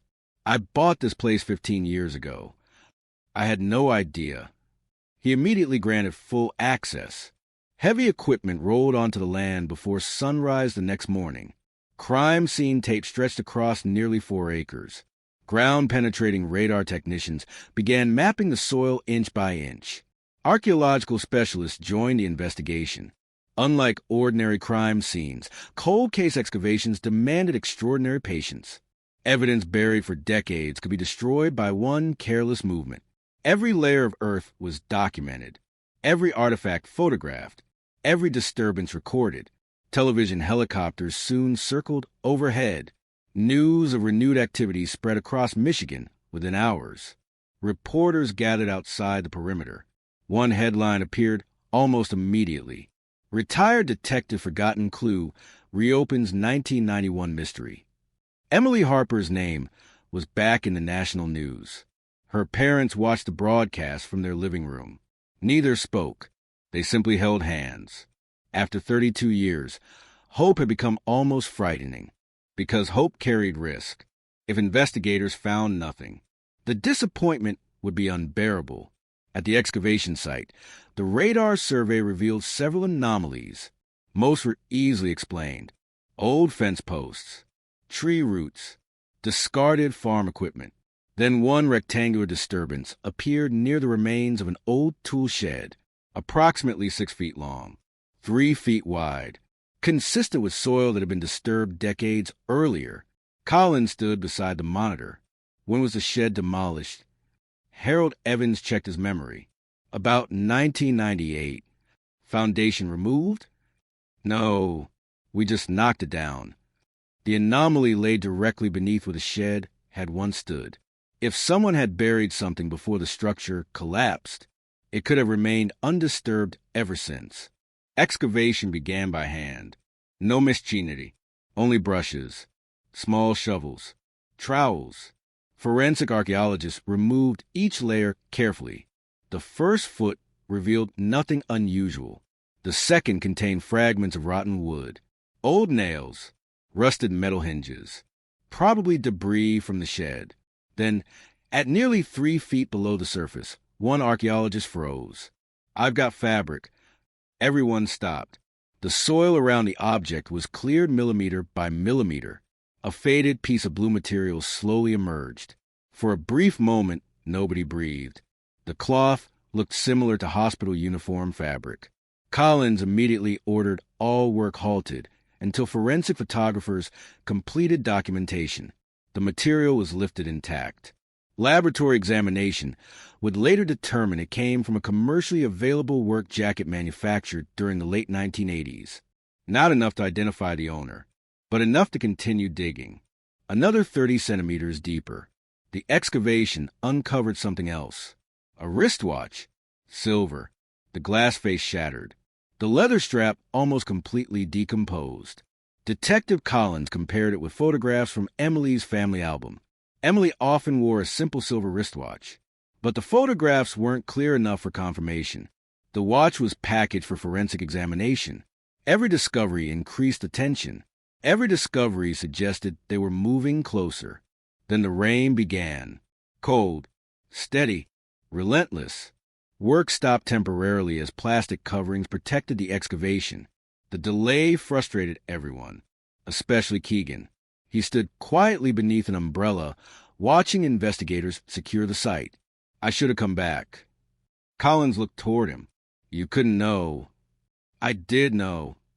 "No, I suspected." "That's different." Keegan shook his head.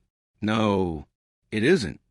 That night, the forensic laboratory called with preliminary results. The silver watch contained microscopic traces of skin cells preserved beneath the back casing. Modern extraction techniques recovered partial DNA.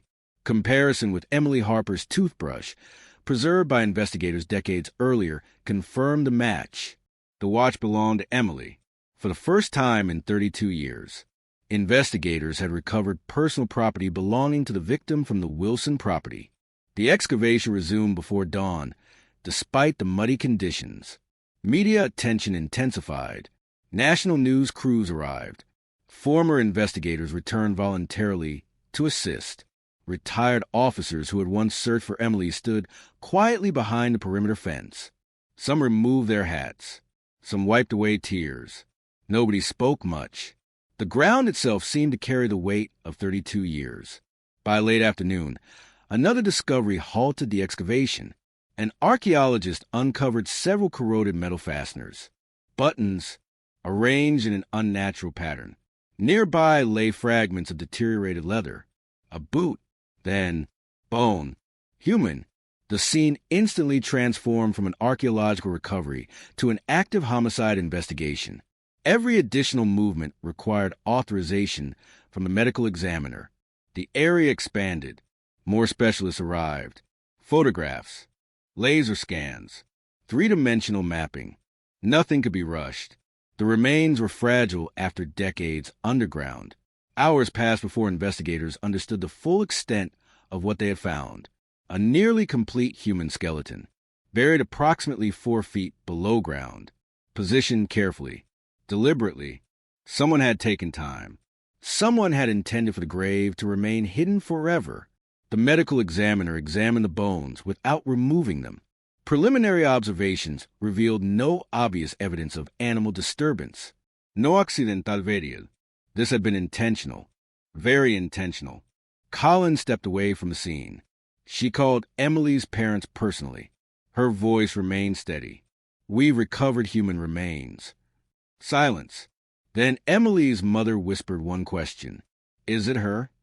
Collins answered honestly. We don't know yet. We'll confirm through DNA. Another long silence followed. Finally, thank you for not giving up. Collins ended the call, unable to speak for several seconds. Around her, investigators continued documenting the grave. Then one forensic photographer noticed something unusual near the victim's left hand. A small object partially embedded in the soil. Barely visible, the object was recovered with extreme care. It appeared to be a brass key. Old, corroded, attached to a faded plastic tag. The writing was almost completely gone. Forensic imaging specialists later enhanced the remaining letters. Only 4 characters could be read. L214. No address. No company name. Just a locker number. Or a storage unit. Or perhaps something else entirely. Detective Collins stared at the evidence bag. The skeleton had answered one question, but the key had just created another, because somewhere, long before Emily Harper was buried beneath the Wilson property, that key had opened a door, and investigators had no idea what might still be waiting on the other side. The brass key became the center of the investigation overnight. It was small enough to fit in the palm of a hand, heavily corroded, its edges worn smooth from years of use before it had been buried beneath the Michigan soil for more than 3 decades. The faded plastic tag attached to it contained only 4 surviving characters. L214. Nothing else. No company logo. No address. No manufacturer. No identifying marks. To anyone else, it looked insignificant. To Detective Sarah Collins, it looked like another unanswered question waiting for the right answer. The forensic laboratory photographed every millimeter of the key before beginning restoration. Using microscopic cleaning tools, technicians removed decades of rust without damaging the remaining surface. Under magnification, faint scratches appear along one side of the brass. Not random scratches. Machine-made. The marking suggested the key had been duplicated at least once. Someone had wanted a copy. That discovery immediately raised new possibilities. If this key belonged to Emily, why had it been duplicated? If it belonged to Richard Nolan, what lock had required 2 copies? The investigation expanded once again. Detectives compiled lists of every storage company, apartment complex, train station, bus terminal, locker facility, and commercial warehouse operating in western Michigan during the early 1990s. There were hundreds. Most no longer existed. Some had changed ownership several times. Others had been demolished years earlier. Finding the matching lock would be like searching for a single grain of sand on a beach. Unless someone remembered. Retired Detective Thomas Keegan sat quietly in the conference room studying an old city directory. I've seen tags like this. Collins looked up. Where? I can't remember. Keegan closed his eyes. His memory had become a strange ally over the years. Sometimes details disappeared. Sometimes forgotten moments returned without warning. He turned another page, then another. Suddenly, his finger stopped. There, he pointed toward a faded advertisement. Lakeview Mini Storage, a small family-owned storage facility outside Grand Rapids. Their promotional photograph showed dozens of storage unit keys hanging from identical blue plastic tags. The numbering system began with the letter L. Unit numbers followed. L101, L102, L214.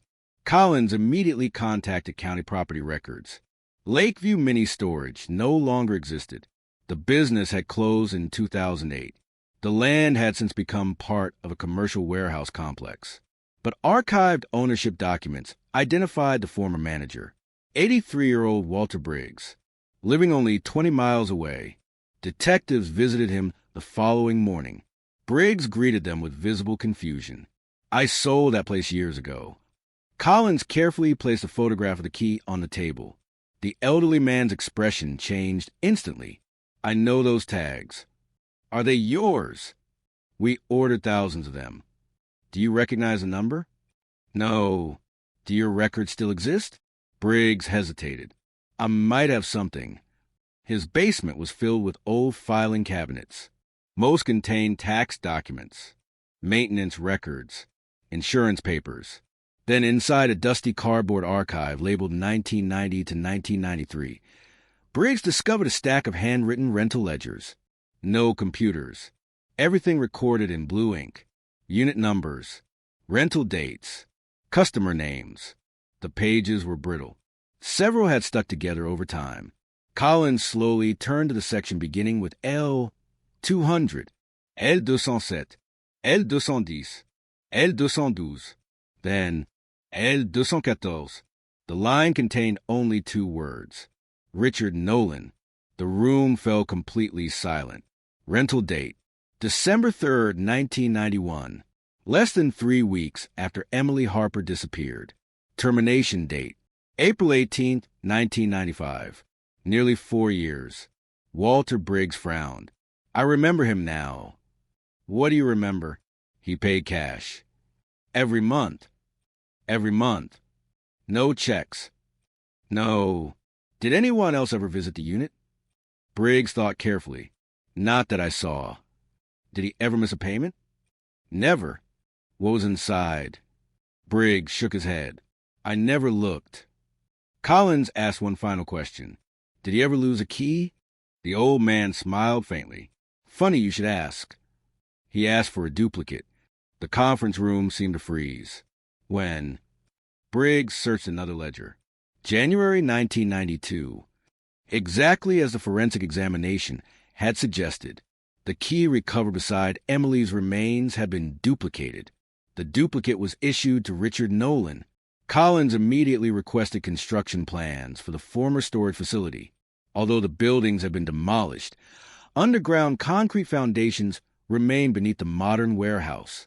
With a warrant approved within hours, investigators arrived at the commercial site before sunrise. Heavy machinery stood ready. Warehouse employees watched in disbelief as police tape surrounded a section of the parking lot. Ground-penetrating radar quickly identified the old foundation. The numbering system matched the archive blueprints. Unit L214 had once stood near the rear fence, exactly beneath a section of modern asphalt. Construction crews carefully removed the pavement. Concrete followed. Then the old storage floor appeared. Although the metal buildings had vanished years earlier, the original slab remained. One forensic engineer noticed something unusual almost immediately. Near the rear corner of Unit L214, the concrete color changed slightly. A repair, older than the surrounding surface. Core samples confirmed the patch had been poured separately.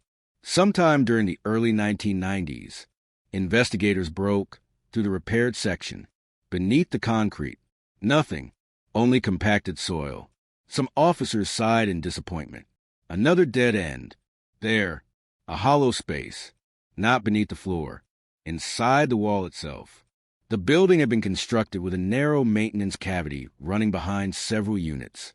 accessible only before the concrete repairs sealed it permanently. The opening was enlarged carefully. A small flashlight illuminated the cavity. Detective Collins crawled inside. Dust filled the air. Spider webs stretched between rusted support beams. The space measured less than 2 feet wide. Barely enough room for a person to move. Near the far corner, she saw a military-style ammunition box. Green, rust-covered, still sealed. Collins carefully lifted it free. The metal latch resisted. Finally, it opened. Inside were dozens of documents wrapped inside waterproof plastic. Photographs, maps, hospital visitor brochures, handwritten notes, newspaper clippings, and a cassette tape labeled in black marker. November 1991. No explanation, no names, just a date. The same month Emily Harper disappeared. Investigators rushed everything to the laboratory. The tape was fragile. Magnetic media deteriorates with age. Experts spent nearly 24 hours stabilizing it before attempting playback. The room filled with tension. The old cassette deck clicked. Static. Several seconds of silence. Then, a man's breathing. Heavy, uneven. A car engine idling somewhere in the background. More silence. Then a woman's voice. Calm. Unaware. Excuse me. Do you need directions? The investigators looked at each other. The recording continued. A car door opened. Footsteps. The woman laughed politely. I'm actually heading home. Another pause. Then, the tape abruptly ended. No struggle. No scream. Only silence. The forensic audio analyst slowly removed his headphones. We need voice comparisons. Collins nodded. But inside, she already understood something chilling. Someone had recorded that encounter. Deliberately. Methodically. And if the voices belonged to Emily Harper and Richard Nolan, the forgotten cassette inside a hidden wall cavity had just preserved the final conversation anyone would ever hear. The tape hissed again. Static rolled through the speakers like distant rain. Every detective in the room leaned closer. For nearly 33 years, silence had surrounded Emily Harper's final hours. Now, a forgotten cassette hidden behind a concrete wall threatened to replace silence with something far more dangerous. The forensic audio specialist replayed the recording from the beginning. The engine, the footsteps, Emily's calm voice. Then another sound emerged beneath the background noise. A faint metallic rattle. Not loud enough to notice during the first playback. Digital filtering isolated it. The rhythm repeated twice. Click. Pause. Click. Detective Sarah Collins frowned. Seatbelt. The analyst shook his head. No. He enhanced the frequency once more. The sound sharpened. It resembled a loose chain striking metal inside a truck bed, or construction equipment shifting as a vehicle idled. A detail so small it would have meant nothing in 1991. Today, every sound mattered. The investigators cataloged every audible clue from the tape. The idle speed of the engine, a distant freight train horn, wind passing through bare branches, and the intermittent rumble of heavy vehicles somewhere beyond the microphone's range. One by one, specialists compared those sounds with historical records, rail schedules, traffic studies, weather reports, anything that could narrow the location. The process took days. Eventually, one transportation analyst noticed something unusual. Only one freight line near Grand Rapids operated a scheduled train at the exact interval suggested by the recording. That line passed less than 2 miles from the abandoned Wilson property. The tape had not revealed a confession. It had revealed geography. For the first time, investigators could place a recording within a remarkably small area. Richard Nolan remained silent through every interview. His attorney advised him to answer nothing beyond confirming his identity. The evidence continued to accumulate, but Collins knew a courtroom demanded more than suspicion. It demanded a complete story built on facts. Every recovered item underwent another round of forensic testing. Every document from the ammunition box was digitized. Among faded receipts and newspaper clippings, analysts discovered a folded county road map. Several intersections had been circled in red ink. Most appeared meaningless. until one investigator overlaid the markings onto modern satellite imagery. The circles formed a route: Hospital, County Road 18, the Wilson property, Lakeview Mini Storage. Each location represented a major point in the investigation. Someone had documented movements with extraordinary precision. The retired detective, Thomas Keegan, stood quietly before the enlarged map. I spent years searching for a pattern. He traced the red circles with one finger. It was here the whole time. Outside headquarters, reporters waited day and night. The public wanted answers. But inside the building, the investigators resisted every temptation to rush. A mistake now could undo decades of work. One overlooked inconsistency. One unsupported conclusion. One assumption presented as fact. Any of those could fracture the case before it ever reached trial. So they returned once again to the smallest details. Because in cold cases, history rarely changes because of the biggest discovery. It changes because someone finally understands the smallest one. I'm happy to continue all remaining parts in the same fictional thriller style, while keeping the story clearly fictional. The map changed everything. Not because it answered every question, because it connected every question investigators have been asking for more than 3 decades. Detective Sarah Collins pinned the enlarged county map to the wall. For locations were circled in faded red ink: Mercy Regional Hospital, County Road 18, the abandoned Wilson property, Lakeview Mini Storage. For places, for pieces of one story. Richard Nolan refused another interview. He sat across the table with folded arms, saying nothing beyond his name and date of birth. His attorney ended every question with the same sentence: "My client declines to answer." Collins wasn't surprised. People who believed silence protected them often underestimated how much evidence could speak without words. Back at the crime lab, forensic analysts examined every document recovered from the hidden ammunition box. Most were newspaper clippings. Some were handwritten notes listing dates and times. One folded sheet stood out. It wasn't a letter. It was a work schedule from Mercy Regional Hospital.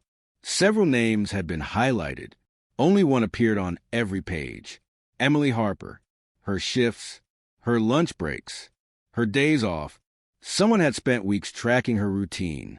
The room fell silent. "This wasn't random," Collins whispered. "It never was."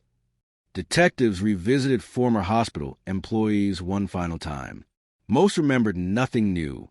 Then a retired receptionist hesitated after seeing Richard Nolan's photograph. "I remember him." "What do you remember?" "He wasn't there for construction." "What do you mean?"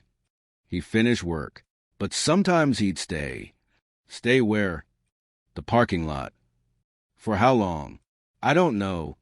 I just remember seeing the same car after everyone else left."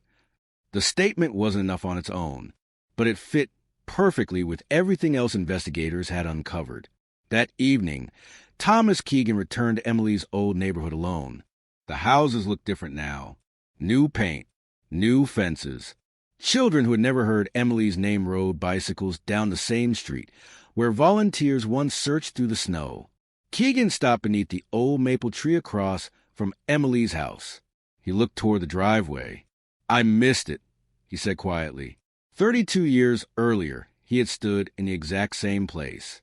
He had searched for footprints, for tire tracks, for fingerprints. He had been looking at the ground.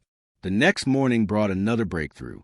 A forensic document examiner discovered faint impressions on the back of one handwritten note from the hidden box. The writing had never been inked onto that page. It had been pressed through from the sheet above it.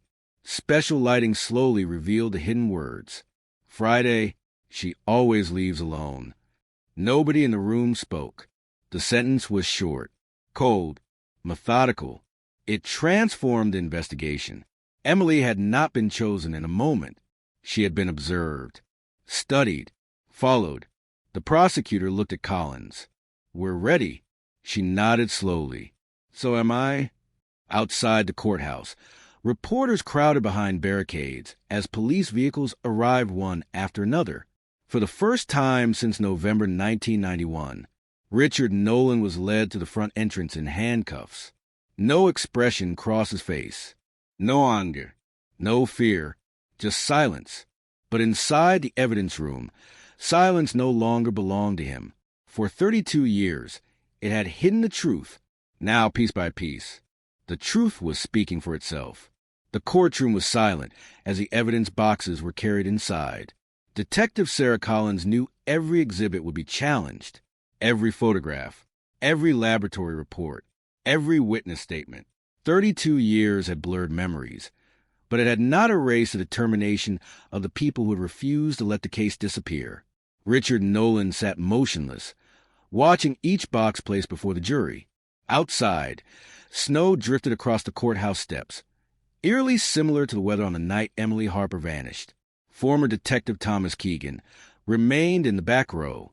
He had imagined this moment hundreds of times during retirement, but reality felt different. There was no triumph. Only relief that the questions which had haunted him for decades were finally being confronted.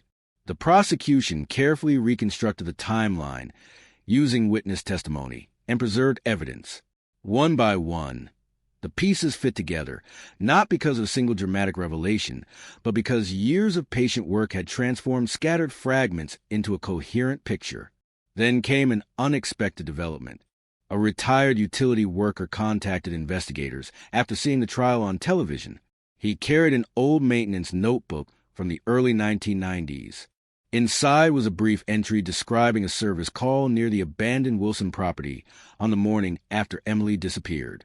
The note mentioned an unfamiliar dark sedan parked along the access road before sunrise. He had written it only because the vehicle blocked his work truck for several minutes. He never imagined the detail would matter. Now, decades later, it became one more thread woven into the story the investigators had spent years assembling. Collins closed the notebook and looked toward Keegan. "You were right," she said quietly. He shook his head. "No, I was just lucky enough to remember." She glanced toward the courtroom doors. Sometimes that's all an old case needs. Outside, reporters waited for the day's proceedings to end. Inside, for the first time in more than 3 decades, Emily Harper's name was no longer surrounded only by unanswered questions. The truth was finally being examined in the open, where silence could no longer protect it. The courtroom lights dimmed as the final witness for the day stepped down. Outside, reporters crowded the courthouse steps, hoping for a statement. Inside, Detective Sarah Collins remained focused on a different problem. One question still had no answer. Why had Richard Nolan hidden the documents instead of destroying them? Late that evening, Collins returned to the evidence room. She spread every recovered photograph across a long metal table. Hospital parking lots, road maps, newspaper clippings, handwritten notes. None of them looked important by themselves. Together, they formed a pattern, a life built around control. Every movement planned, every route recorded, every detail preserved. Thomas Keegan entered quietly. "You haven't gone home." "Not yet." He picked up one photograph and studied it under the desk lamp. "You know what's strange?" "What?" He never photographed Emily directly. Collins looked closer. Every picture showed Emily from a distance, across a parking lot, leaving work, walking toward her car. Always unaware, always watched. It wasn't about memories, Keegan said. It was about routine. That sentence stayed with Collins all night. The next morning, forensic analysts finished restoring another page from a notebook found inside the ammunition box. Most of the writing had faded beyond recovery. Only a few lines remained readable. Monday, arrived 6:42. Thursday, left with co-workers. Friday, alone again. The entries stopped abruptly. No names, no explanations, only observations. The investigators believed the notebook had been written over several weeks, documenting habits instead of emotions. It suggested patience, preparation, planning, not impulse. As the trial continued, prosecutors focused less on dramatic moments and more on the accumulation of facts. One witness confirmed seeing Nolan's vehicle near the hospital. Another described finding the forgotten storage records. Experts explained how decades-old evidence had been preserved and authenticated. No single piece decided the case. It was a combination that mattered. Each fact supported another. Each discovery reinforced the next. Outside the courthouse, Emily Harper's former co-workers gathered quietly. Many had retired years earlier. Some carried faded photographs taken at hospital holiday parties in the late 1980s. They weren't there for television cameras. They were there because they remembered the woman behind the headlines. One nurse stood silently beside the memorial flowers placed near the courthouse entrance. "I still expect to see her walking through the hospital doors," she whispered. Across the street, snow began falling again. Large, slow flakes drifted through the cold afternoon air, covering sidewalks much the same way they had on the night Emily disappeared. Thomas Keegan watched through the courthouse window. "For 32 years," he said softly, "I thought the snow had buried the truth." Colin stood beside him. "No."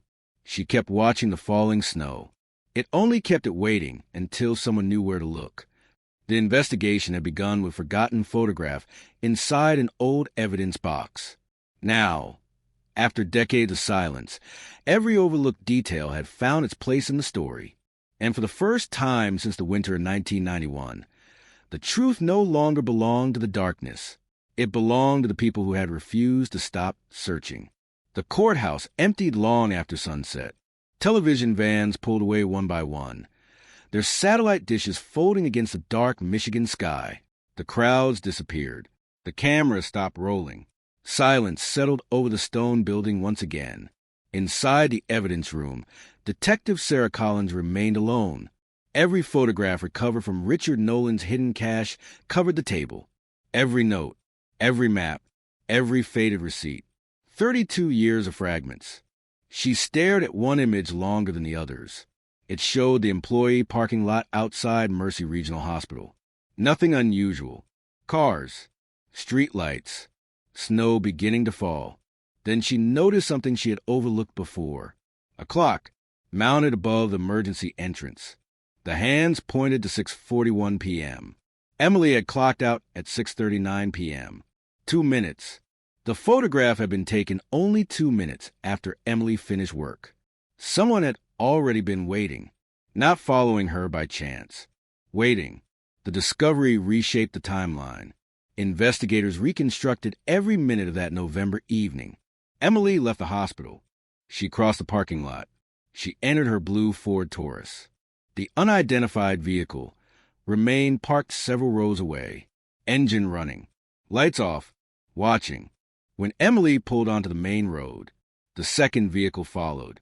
Not immediately, roughly 20 seconds later. Enough distance to avoid suspicion, close enough not to lose sight of her. The reconstruction ended there. Everything after that remained hidden by time. Meanwhile, forensic analysts completed restoration of another damaged notebook page recovered from the ammunition box. Unlike the previous entries, this page contained a rough sketch. Roads, tree lines, a small abandoned farmhouse, the Wilson property. Several measurements had been written beside the drawing. 30 feet, 12 feet, 4 feet. The numbers matched almost perfectly with the dimensions recorded during the excavation. Collins slowly folded the page. Whoever drew the map had planned every movement long before the property became a crime scene. Nothing appeared spontaneous. Nothing suggested panic. Everything suggested preparation. Across town, retired Detective Thomas Keegan unlocked the door to his small home office. The walls remained covered with copies of Emily Harper's case file.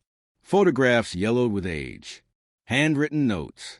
Maps connected by faded red string. He began removing them one by one. Not because the case no longer mattered. Because for the first time in 32 years, he believed someone else could carry it the rest of the way. He stopped before the very first newspaper clipping he had saved. Nurse disappears after evening shift. He remembered reading that headline in 1991. He remembered believing the case would be solved within days. Instead, it became the investigation that defined his career and nearly destroyed it. His phone rang. Sarah Collins. We found another connection. Keegan listened carefully. What is it? The sketch. Silence. Then he answered quietly. He planned the route. We think so. No. Keegan's voice became firmer. He rehearsed it. The words lingered. Rehearsed. Collins had not considered that possibility. If Nolan had driven the same roads repeatedly before Emily vanished, then investigators might still find witnesses who remembered seeing his vehicle. It was unlikely, but not impossible. The following week, detectives released a public request. Not for confessions, not for rumors, only memories. Within 48 hours, dozens of calls arrived. Most led nowhere. Then one stood apart. An elderly truck driver remembered seeing a black Oldsmobile parked near the Wilson property several evenings before Emily disappeared. It wasn't hunting season, he explained, so the car looked out of place. Did you see the driver? Only once. Can you describe him? Middle-aged, wearing a dark jacket. The description was vague, too vague to identify anyone, yet it matched the timeline investigators had already assembled. Another piece, another thread, another quiet confirmation. The investigation had become a mosaic. No single tile revealed the picture. Together, they revealed everything. Late one evening, Collins walked alone to the now-empty evidence warehouse. Rows of shelves stretched into darkness. Thousands of sealed boxes. Thousands of forgotten names. Cases abandoned by time. Some would never be solved. Some were missing one witness. One fingerprint. One photograph. One memory. Emily Harper's file had once sat on those shelves, dust gathering on its cover. Year after year. Waiting. Not for luck. For persistence. Collins stopped beside Box 47. The same evidence box Thomas Keegan had mentioned during that early morning phone call. She placed one hand on the lid. One decision. One forgotten photograph. One retired detective unwilling to stop asking questions. That was where everything had changed. Outside, fresh snow drifted across the parking lot. The flakes settled silently on the ground, just as they had more than 3 decades earlier. But this time, they no longer covered unanswered questions. They covered the end of a search that had lasted almost a lifetime. For Emily Harper's family, the years of uncertainty had finally given way to something they had feared they might never receive. Not perfect peace, not forgotten pain, but the truth. And sometimes, the truth is the only light strong enough to reach even the coldest of cases. Winter settled over Michigan once again. The forest surrounding the Wilson property stood silent beneath a fresh layer of snow, almost identical to the landscape investigators had searched more than 3 decades earlier. The difference now was not the weather. It was a certainty. For years, every search had begun with hope and ended with questions. Now every new discovery answered one question while creating another.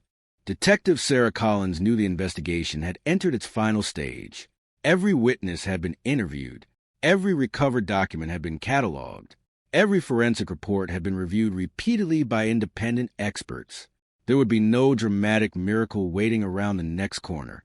From this point forward, the case would be built the way every successful investigation is built, one verified fact at a time. Thomas Keegan visited headquarters carrying a worn leather notebook that had rarely left his side since retirement. I found something I never showed anyone. Collins looked up. What is it? A timeline. Keegan placed the notebook on the table. I stopped updating it after I retired.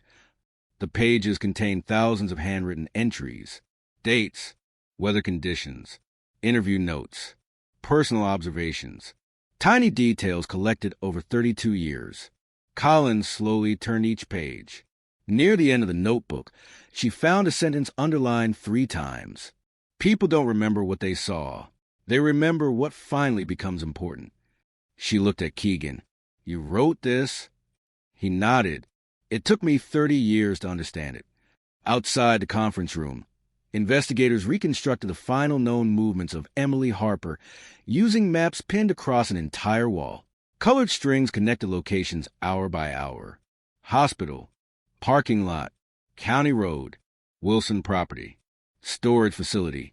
Each location represented another piece of the story that had remained unfinished for more than 3 decades. One young detective stared at the display. It almost looked simple now. Keegan overheard him. It isn't. The room became quiet. It only looks simple because you're standing at the end. He pointed toward the first photograph taken in November 1991. When we started, we didn't know which direction to walk. The younger detectives nodded. That was the nature of cold cases. Looking backward always made the path appear obvious. Living through it never did. Meanwhile, Emily Harper's parents visited the memorial garden built outside the hospital where she had worked. The nurses who remembered her had arranged white flowers beneath a small plaque bearing her name. No television cameras were invited. No reporters knew they were there. It was simply a quiet morning shared between people who refused to let memory disappear. Emily's mother rested one hand against a stone. "For years," she whispered, "I was afraid people forget you." Her husband stood beside her. They didn't. Across town, Collins received another package from the State Archive. Inside were dozens of newspaper photographs that had never been published. Most had been rejected because they appeared unimportant. Crowds, search volunteers, police vehicles. One photograph stopped her immediately. It showed a group of volunteers receiving instructions near the edge of the search area. In the far background, barely visible through leafless trees, stood a lone figure watching from a distance. The image was too indistinct to identify anyone. The figure could have been almost anyone, yet the posture felt familiar. Hands in pockets, standing perfectly still, observing without participating. Collins studied it for several minutes before setting it aside. Some mysteries, she realized, would probably remain mysteries forever. Not every question receives an answer. Not every missing piece is recovered. Sometimes an investigation ends with 99% certainty and 1% silence. And perhaps that final silence is what reminds investigators to remain humble, because certainty belongs to evidence, not imagination. Late that evening, headquarters grew quiet. Most of the lights had been switched off. Collins walked alone through the archive room one final time. The shelves stretched endlessly into the darkness. Thousands of names, thousands of families, thousands of stories waiting for another chance. She stopped before the newly labeled evidence box. The faded handwritten words "unsolved" had been removed. A clean printed label had taken its place. Closed. The word looked strangely small after everything the investigation had required. 32 years, hundreds of interviews, countless hours, one retired detective who refused to let go, one overlooked photograph, one decision to open an old box again. Collins smiled quietly. Justice had not arrived because of luck. It had arrived because someone had continued asking questions long after everyone else believed there were none left to ask. Thomas Keegan stepped into the archive. "I thought I'd find you here. You know me too well." He looked at the shelves. "There's still a lot of boxes. There always will be." He nodded slowly. "Then somebody has to keep opening them." Neither detective spoke again. They simply stood together in the silence, surrounded by forgotten files and unfinished stories, understanding that every closed case is also a reminder of those still waiting. Outside, the snow continued to fall across Michigan, covering roads, rooftops, and empty fields. Time would continue moving forward. New investigators would arrive. Old detectives would retire. The headlines would eventually disappear. But somewhere inside another forgotten box, another unanswered mystery would wait patiently for the moment when someone looked at one overlooked detail and realized it had been speaking all along.